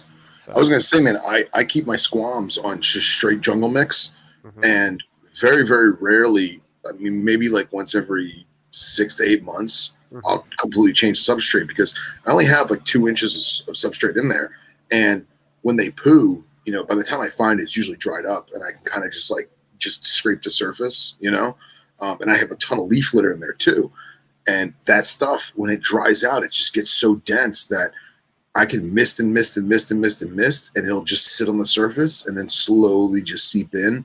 So you may just want to try jungle mix, man. With that. Yeah. I saw that the comment there. Yeah, I should get I have them on a Mist King right now. But I need to get a timer for the Mist King so then it mists at night so then they can drink in the morning. That would probably be really good. But I need to get around to do that. I would kill for some Athers, man. Yeah, I was waiting to talk about the Chlorecus because I know Justin's an Athers junkie. So I get a lot of for that though too. They're like, "Oh, poor man squams." I'm like, I don't care. They're a green. Dude, snake. no, Whatever. totally different. I think the opposite. Complete opposite, dude. Squams are a dime a dozen these days, with the exception of some of the German lines and like the stuff that Alexander's putting out. Because dude, Alexander is killing it with them squams. With the exception of those line type stuff, dude, they're a dime a dozen these days. Right. Yeah, nobody's really got Chlorecus. Right. There's times like where guys will post their squams and they'll be like, "Oh, you know, like not the best looking one, but you know." And I look at it, I'm just like, I don't know what you're talking about. That snake's gorgeous. Like, I love that snake. Like, I think it looks great. But you guys, I watched the episode where you mentioned the Hispida and Phil that you used to have them. And I saw them. And the moment I saw them, I'm like, they are too cool to keep. Like, there's no way because they look awesome. Where did you see them? I first discovered them a long, long time ago. Well, for me, it was a long time ago, I guess. It was probably, I mean, I think I've been in the hobby for 6-7 years, so probably about 5 years ago. Okay. I looked them up and I found them. I thought you meant you saw them like at a table. No, I found them just kind of looking at articles and stuff, and I saw a picture of them, and I didn't think they were real at first, and then I looked into them more, and I'm like, man, I'd love to find somebody that keeps them, but like you guys said in the video, I'd imagine they're super tough to keep. Yeah, it was. I set them up exactly like squams, but I was lucky. You know, we didn't have. You know, there's so much snail and escargot stuff nowadays that, like, I know Ryan Reed has a friend who has them, and I know he feeds them escargot from like the Asian food markets and stuff. And you know, Zoom Ed has like a can of snails that's in like snail juice that people feed to like caiman lizards. I know people have gotten some decent success out of that. I was working at Strictly at the time, and we just had thousands of North American green tree frogs. So I would literally grab a green tree frog alive by the hind legs on hemostats and just wiggle it there, and the snake would grab it. So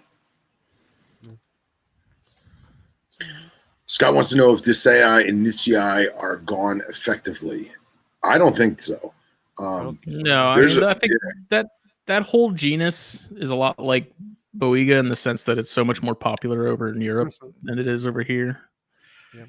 You know, and I know there's not a ton of, I don't even know if anyone's keeping Dicei here in the States, but I know like there are a handful of people that have Nitzii, and I mean that's my favorite species of snake bar none is Nitzii. Like that last Kenyan shipment that we got 10 years ago when I got my ashes, there was a bunch of Dicei that came in, adults. And I know a lot of people had them, and I have a firm believing that there is a bunch of keepers in the U.S. that have them, and they've either been unsuccessful or they're just holding back stuff and just keeping it private, you know, because it is so niche. I mean, look at Ceratophora. I mean, those used to be a dime a dozen too, and now I don't even remember the last time that I've seen some of those for sale. And Runguensis, like, I don't think anybody's ever had those in the States at all. Well, it's maybe like somebody, I can't remember who it was now. Somebody was lurking on like an old Instagram post I did or something of two squams I had in a cage, and they were like, "Dude, that's Runguensis." Or no, you know what it was? I'm sorry. Yeah, it was Runguensis, and I was like, "No, man, that's a such and such squam. He's like, no, man, look. And I remember that came in that same time we got all them to say I remember that picture. Like, yeah. That's the wrong part of Africa, brother. So who knows? They're all gone now. And One day. Scott's got me all messed up, man, because now I started looking at like New Guinea death adders, and I put some feelers out to some friends, because then Henry sent me some pictures of some. They're not on Papua proper. They're barrier islands, I guess, east of Lesser Sunda, which is, I mean, it's not much more east. You know, it's kind of as far east as you can go. But dude, they're white. They're like a very pale gray color with very pale gray markings and spots. So I put some feelers out to a couple buddies, and I'll try my luck with that, because that would be super cool. Get some white deathies from Indo. White death. The white death. So with the vines, are you feeding those lizards? Yeah, so I'm lucky. There's a local shop here that sells anoles, so I've been doing that. I've tried so many times to get them over to Pinky's. There's actually the facility I used to work at when I first got mine. They got theirs on Pinky's, but theirs were adults that they got on. I mean, they're so movement based when they're hunting, you know, like most snakes, it's a sense of smell that gets them. But for them, it's like, if it's moving, I'm going to target in on it, and that's what I'm going to hit. And you can see that, but I just can't get the Pinky to move with my tongs the way it likes, and it just doesn't work out. And yeah, it. But I don't know. I'd love to get some of those and some of like the Langaha. You know, that Nipper, our buddy Nipper in the UK has, and he feeds his lizards just because like that's what they're built to run on. And I would like to get some. We have a ton of animals here, and you know, turkeys, geckos, and stuff. But it's the off season and the colder months that I worry about with that, and being able to find them. And because a lot of those are also higher metabolism species that need to eat a little more frequently than, you know, any of the chondros or brettles do. So. Yeah, for sure. I mean, like, my little guy right now. There was a point I was spending $10 a week to feed him. So it kind of adds up after a while, you know. Right now, I can get away with skipping a week, you know, maybe, and I can give him pretty big lizards, and he's doing all right. I just fed him. I fed him like 3 or 4 days ago. So, I mean, right now he has a big bulge in his belly because they're so thin. It's funny. Also, when they Go ahead. Go ahead. When they stretch their scales out, like after they eat, with that lump and their scales, they have that scale separation. They look so cool. The scale separation on them looks really cool. They have like that white underneath and black. Looks neat. Yeah, they're cool. Like I said, it's just the availability. You know, it's like, do I really want to go through the headaches of having to hunt down that kind of stuff? But then again, like dart frogs, you know, you get a group of Atatis. I wonder if they would eat, you know, some. Yeah. Even if you just had a handful, like throw 4 in there at a time. You know, if they'd eat them or not. A lot of people said they were successful with fish, which I've heard that too. I tried on multiple occasions and it did not work out. I think that's probably more with like the South American species of vines, not so much the Asians. Just because I'm going off my experience there. Like, I've never had an Asian vine snake even look at the fish when they're swimming around or moving or anything. But I have seen people get it to work, and it looked like to be the South American species that I was working with. But I'd love to find a wild. I forget the genus. Shoot. Oxyvelis? In Arizona. Yeah. My wife's from Arizona, so next time I'm down there, I'll have to look some more. But they're super cool. So you have how many Chlorecus? Is it just the pair? I have 4. Oh, okay. I have 2 juveniles and then an adult pair. And my female is looking pretty big, so I'm hoping she's going to pop here soon. Nice. But we'll see. Time will tell. They're always snuggling up with each other. I've never actually seen them lock, which is kind of frustrating. But I like to assume while I'm sleeping at some point, they probably locked up and maybe maybe he did the deed for me. But Yes, Bill. That is the trick for starting rhino rats. And then Brad asked if you've tried African software pinkies. I haven't. I don't know. I mean, I can, I guess. I can get them. Weirder things have worked. I mean, chondro Right. babies eat, chick scented pinkies, and birds don't constitute much of their diet even as adults. So whatever, it works. My problem is I've tried. Ooh, That's there we sexy. go. That's awesome. I've Ooh. tried. What were you Tong- saying? I said my thing is I've tried tong feeding like frozen thawed and nulls before, right? Because you think if you take them live after a while, he'd tong feed them, but he doesn't like those tongs. I mean, once again, I think it has to do with his eyesight. He sees the tongs and he knows that they're pretty foreign to him, and he just doesn't want to hang around.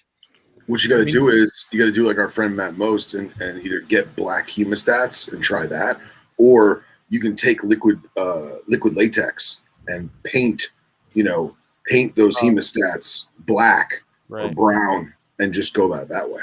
Yeah, I didn't think about that. Scott Eiper says there's a lot of new species. Speaking of Encanthopus, a lot of new species in Indo. And this was actually, Henry sent me this. This is one of his Indo friends found that. And dude, that is a white lavis. Yeah. Some Asian Mitchellii. Dude, it's Asian Mitchellii. And then, of course, nothing. I mean, the white's pretty awesome, but nothing beats a blue lavis. Mm-hmm. Look at that thing. Mm-hmm. Dude, that's awesome. It's all right. Blue squams. That's what it reminds me of. Yeah, very similar. Yeah. Death adders will never be as cool as Atheris. Oh, for sure. No. I would agree with that. I gotta stop hanging out with arboreal guys. I like arboreal stuff. You have like a perp obsession. I do, but they're I don't know. See, Phil, I was the same way as you because a lot of my mentoring was through a guy who kept arboreals, and I wanted to be different, right? So I'm like, arboreals, let me get into lapids and all this other stuff. But he really grew on me. Once I got this Chlorecus, I'm just like, dang, I like these things a lot, and they're fun to keep. But I still miss my lapids, all my cobras. They were really fun. So Scott says that blue deathy that I just threw up there is actually Antarcticus, which is interesting. Okay, so there you go. So apparently the photos that Henry got sent are not the guys. Interesting. Very interesting. Henry needs to get his contacts in check. Or the first picture was his friend at Indo, and the second picture was Henry going, "Look at this cool snake," and I mistakenly misread it. That's that could be entirely the case. possible. That is entirely possible. I've also learned that Henry will send me pictures, and then hours later I'll get them completely out of context. So who the hell knows what that was? Yeah, and Scott says the whitish one is Lavis, so that's cool. That's what I want. I want that white one, that gray white. That's awesome. Yeah. Imagine that just creeping through the leaf litter.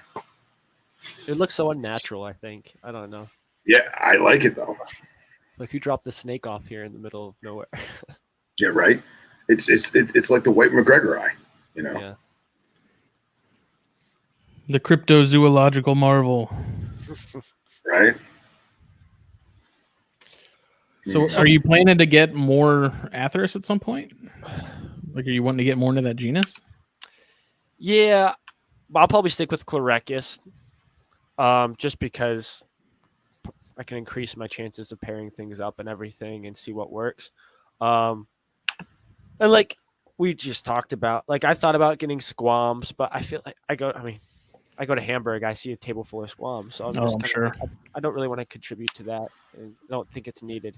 But most Chlorecus I've seen now they're still wild. They're imports. They're wild caught, so it'd be cool to. Man, last time I was at the Columbia show, which has been a couple years now, there was a table that had some of the nicest Chlorecus I've ever seen. Just really nice because you know how they get those little like yellow dashes down the back that alternate kind of some of them. These ones had like the really nice thick ones. They were killer, man. They were really good looking snakes. Actually, my first intro to them was a girl that I worked with at Reptiland. She had a squam and a chlorecus, and her chlorecus was from a breeder in PA. I don't know his name at all. I probably should figure out who it was. But she ended up giving me her chlorecus, but she couldn't part with her squam, so she ended up keeping that. And he is my best looking one by far, but he's also my most picky eater out of the four of them. You know, the three wild caught ones just destroy everything I throw in front of them, whereas the one that was captive bred, of course, is the hard one. But he's doing good. I mean, I still get him to eat. It just takes me another 15 minutes to convince him. Then also, when I was still a noob to them, I didn't understand their color transition as juveniles, you know, and neither did the guy I got it one from. I saw this red chlorecus, and it was this little one, and he said it was red for a while, and I'm like, whoa, that's like really cool, you know, like one of a kind snake. I ended up getting it, and it's starting to transition. But if you look at my cover photo on my Facebook page, I think it is, that's actually the one I'm talking about. It has lots of red to it still, and it's transitioning, and it looks really cool when they transition for sure. They get yellow, green, and red. It looks neat. Let's see if I can send it to you if you can't find it. I'm trying to grab it right now.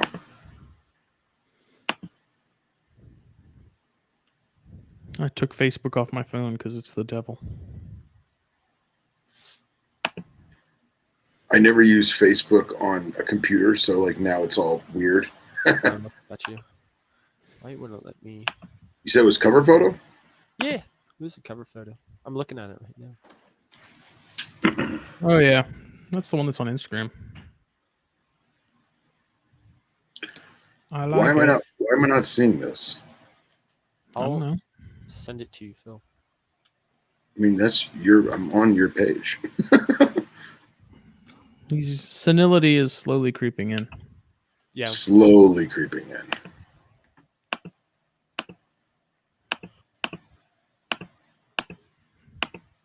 Still gorgeous. Oh yeah. It's just a spicy emerald tree boa. Dude, that is legit a spicy emerald tree boa. Yep. Awesome. They're fun snakes. I like them a lot. Phil, when this morning, we were talking about the pythons, right? Yes. Everybody's talking about pythons. Of course. Like, you know, big thing. So yeah, like when I went down, I was down. I just looked. I was down December 2 years ago, December 27th. I was down there. I didn't expect to see a whole lot of stuff, but we actually found a cottonmouth, which was cool. Nice. My man. A little guy. And we were looking for Easterns. You remember where you were or no?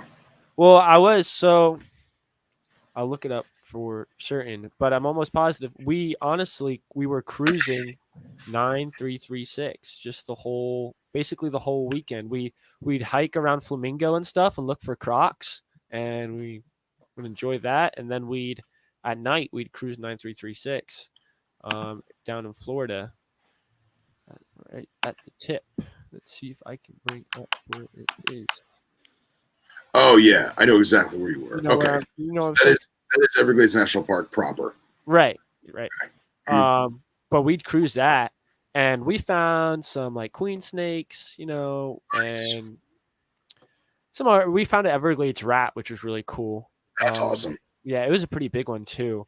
You could tell that, I don't know, something happened to it. It had a bunch of blood in its eye capsule. Really? Yeah, but it was funny. That was like one of the first snakes we saw, and we were so excited. We were pumped. We got out, we grabbed it, and we were looking at it, and we could only like look at it for 2 seconds because the mosquitoes were so bad. It was horrible. We were like, we like ran back in the car, and we were like both like, it was me and my buddy. He's a big herper too, and he we just couldn't. We were like, this sucks because it's a really cool snake. We'd love to like take more pictures and stuff, but the Yeah. mosquitoes were horrible. Yeah, they were real bad. If you go into ENP anytime besides January, February, you need to have thermocell. Because if Yeah. you don't have a thermocell, you're just going to get eaten alive. Yeah. I don't like going down to Everglades National Park unless it's specifically with people from out of town or family from out of town, just because, well, one, if there's something I find that I want, I can't collect it because it's a federal park. It's national park, both legally and unethically, you know. But at the same time, I know that there is some fish and wildlife down there with some rubber snakes on string. And I have friends that have actually seen what they thought was a rough green snake. And they're like, a rough green snake at 8 o'clock at night. That's bizarre. And they walk over and they're like, that's rubber. And they just kind of back up to the car. And they didn't touch it, but you could clear as day see that it's a rubber snake with fishing line attached to it. That's pretty great though, actually. Yeah. So I imagine had they picked it up, it probably, or gotten closer to it, there may have been some red and blue lights. Who knows? We were extremely disappointed because we did see a giant Nerodia, and we thought it was a big cottonmouth when we were pulling up on it. It just got smashed, and we were devastated because we're like, oh man, that would have been like such a cool snake to get like pictures of and like check out, you know. Just like a big female green. Yeah, we're pretty sure that it was hard to tell because it was pretty smushed and stretched out, and but we were, like I said, we were looking for Easterns, and we were driving down the road. We get to about where we want to turn around. We didn't really see much anything.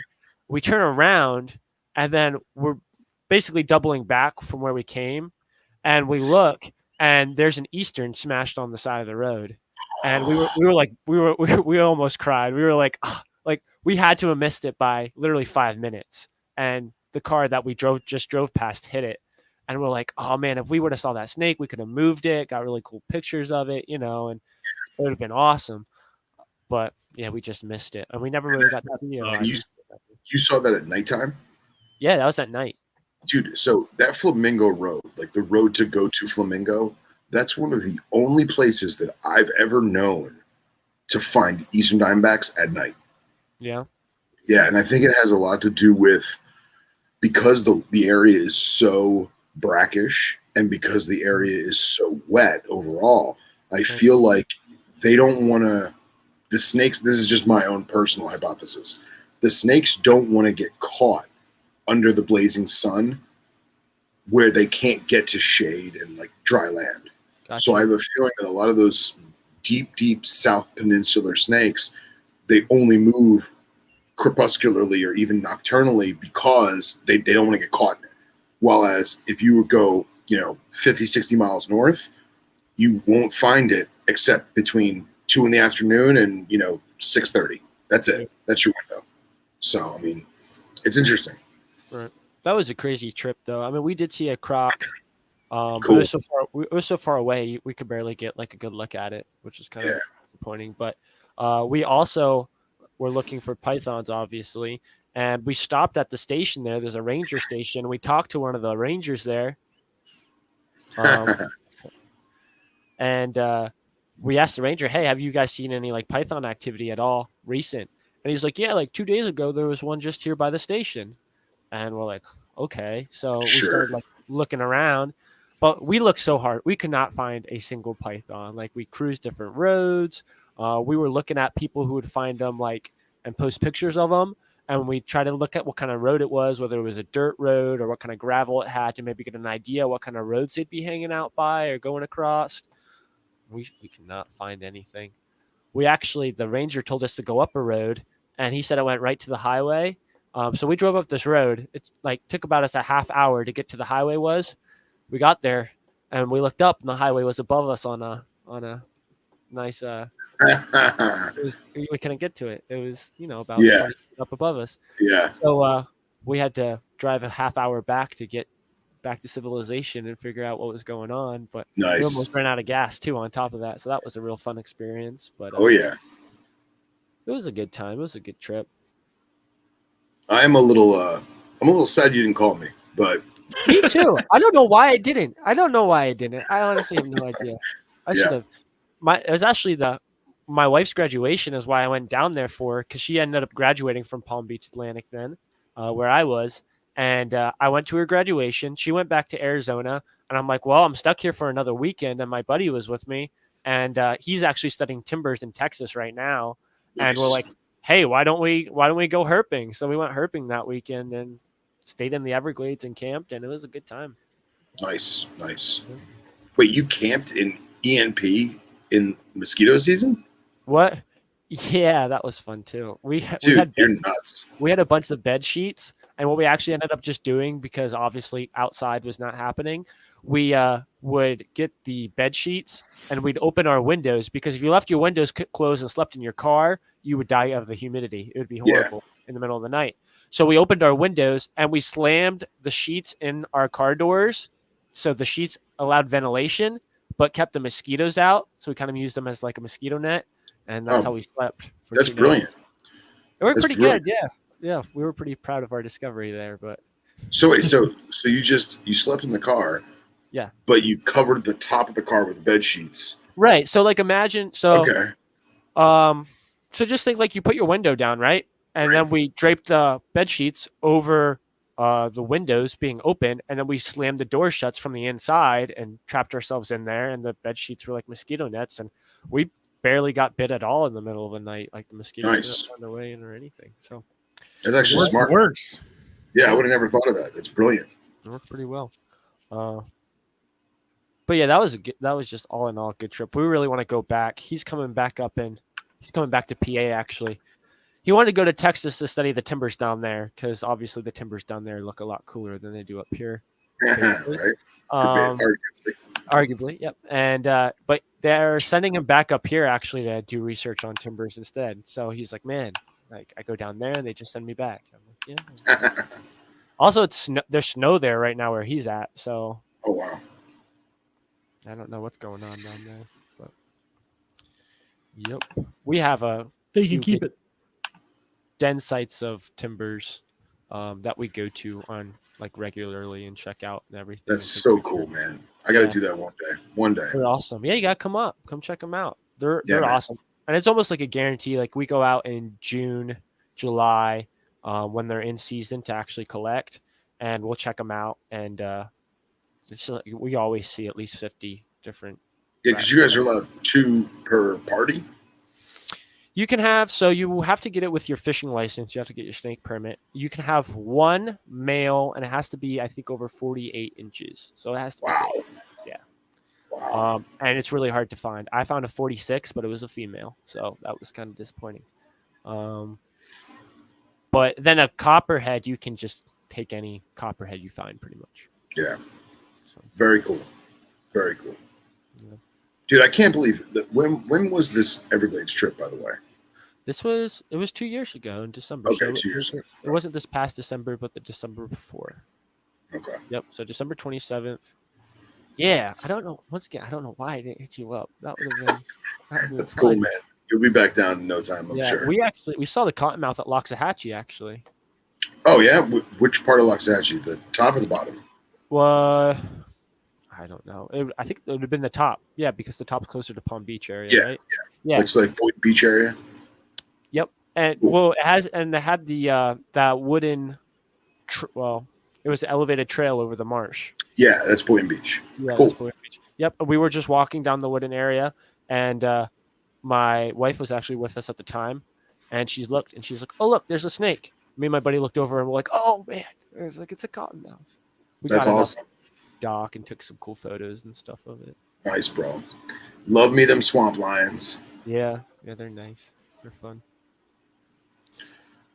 Oh, well, good stuff, guys. Good stuff. Yeah. Good time. Thanks Justin, for having me once again. Like I want the beateds. You want the beateds. I wish they kept a lot of that. Like I know the subspecies is a lot more colorful than the horridum, the exasperatum. Yeah. Man, any of those heliderms when they're small, I wish they'd keep that color and that just contrast and pattern. You can if you just keep them on paper their whole life. Oh, that's true. The dust covers everything. The dust covers everything. Ugh. Yeah. Yeah, the stripes that they have when they're juveniles is nice. From what I understand, these aren't adults, but they're not young either. They're kind of in between. So. Okay. Oh, he's not giving you. I thought he was giving you the proven breeders. I don't think so. I don't know. Oh, he made it sound like he was giving you like 5-foot lizards.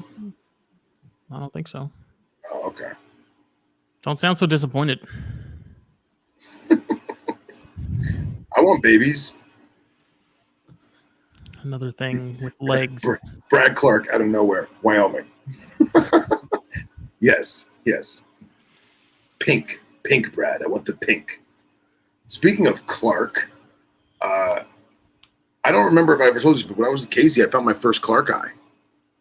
Neurodia. You mentioned it. Yeah, and pictures came out blurry, not worth sharing. But dude, the disposition of that animal was super, just chilling, man. Like, just didn't care. Like, not unlike any other Neurodia. And that was like, I felt special. I felt like Casey when he found that glass lizard. Did it just for you. It's like, He oh, did. Phil. I'm gonna snuggle with Phil. Pretty much. Yep. Oh, and of course, Hen Dog has to bring up the Charles Bogart eye. So, yeah, Henry, I'm sharing those pictures. If you don't want me to, stop me now. No one has them. Hold on.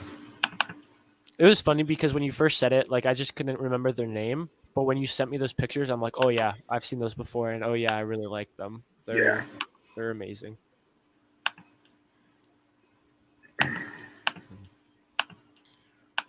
I think it's because I like the Solomon Island skink so much, and they remind me of them kind of to a certain extent. Yeah. Except they're black and beaded and venomous. So Ribbed for your pleasure. Look at that animal. jeez, How awesome is that lizard? yeah, that's pretty sick.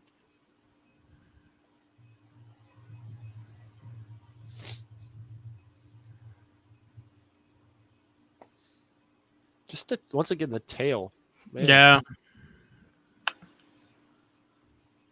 Definitely not like my Rio at all, like tail wise. Their tails are so much shorter. Awesome.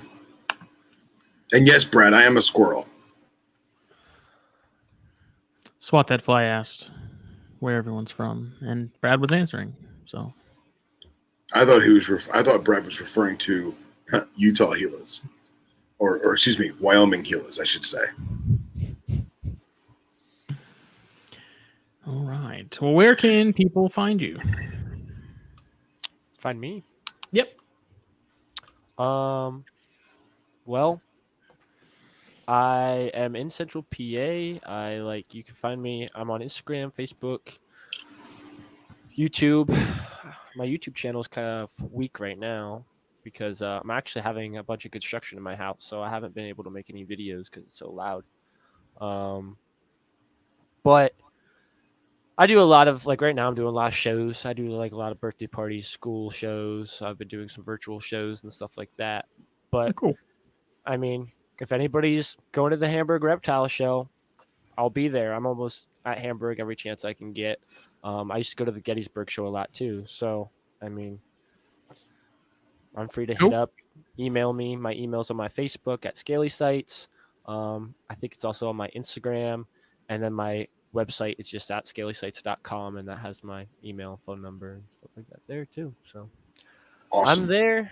I keep a lot of different stuff, that's for sure. And yeah, I've kept a lot of different stuff. But diversity is the spice of life. That's right.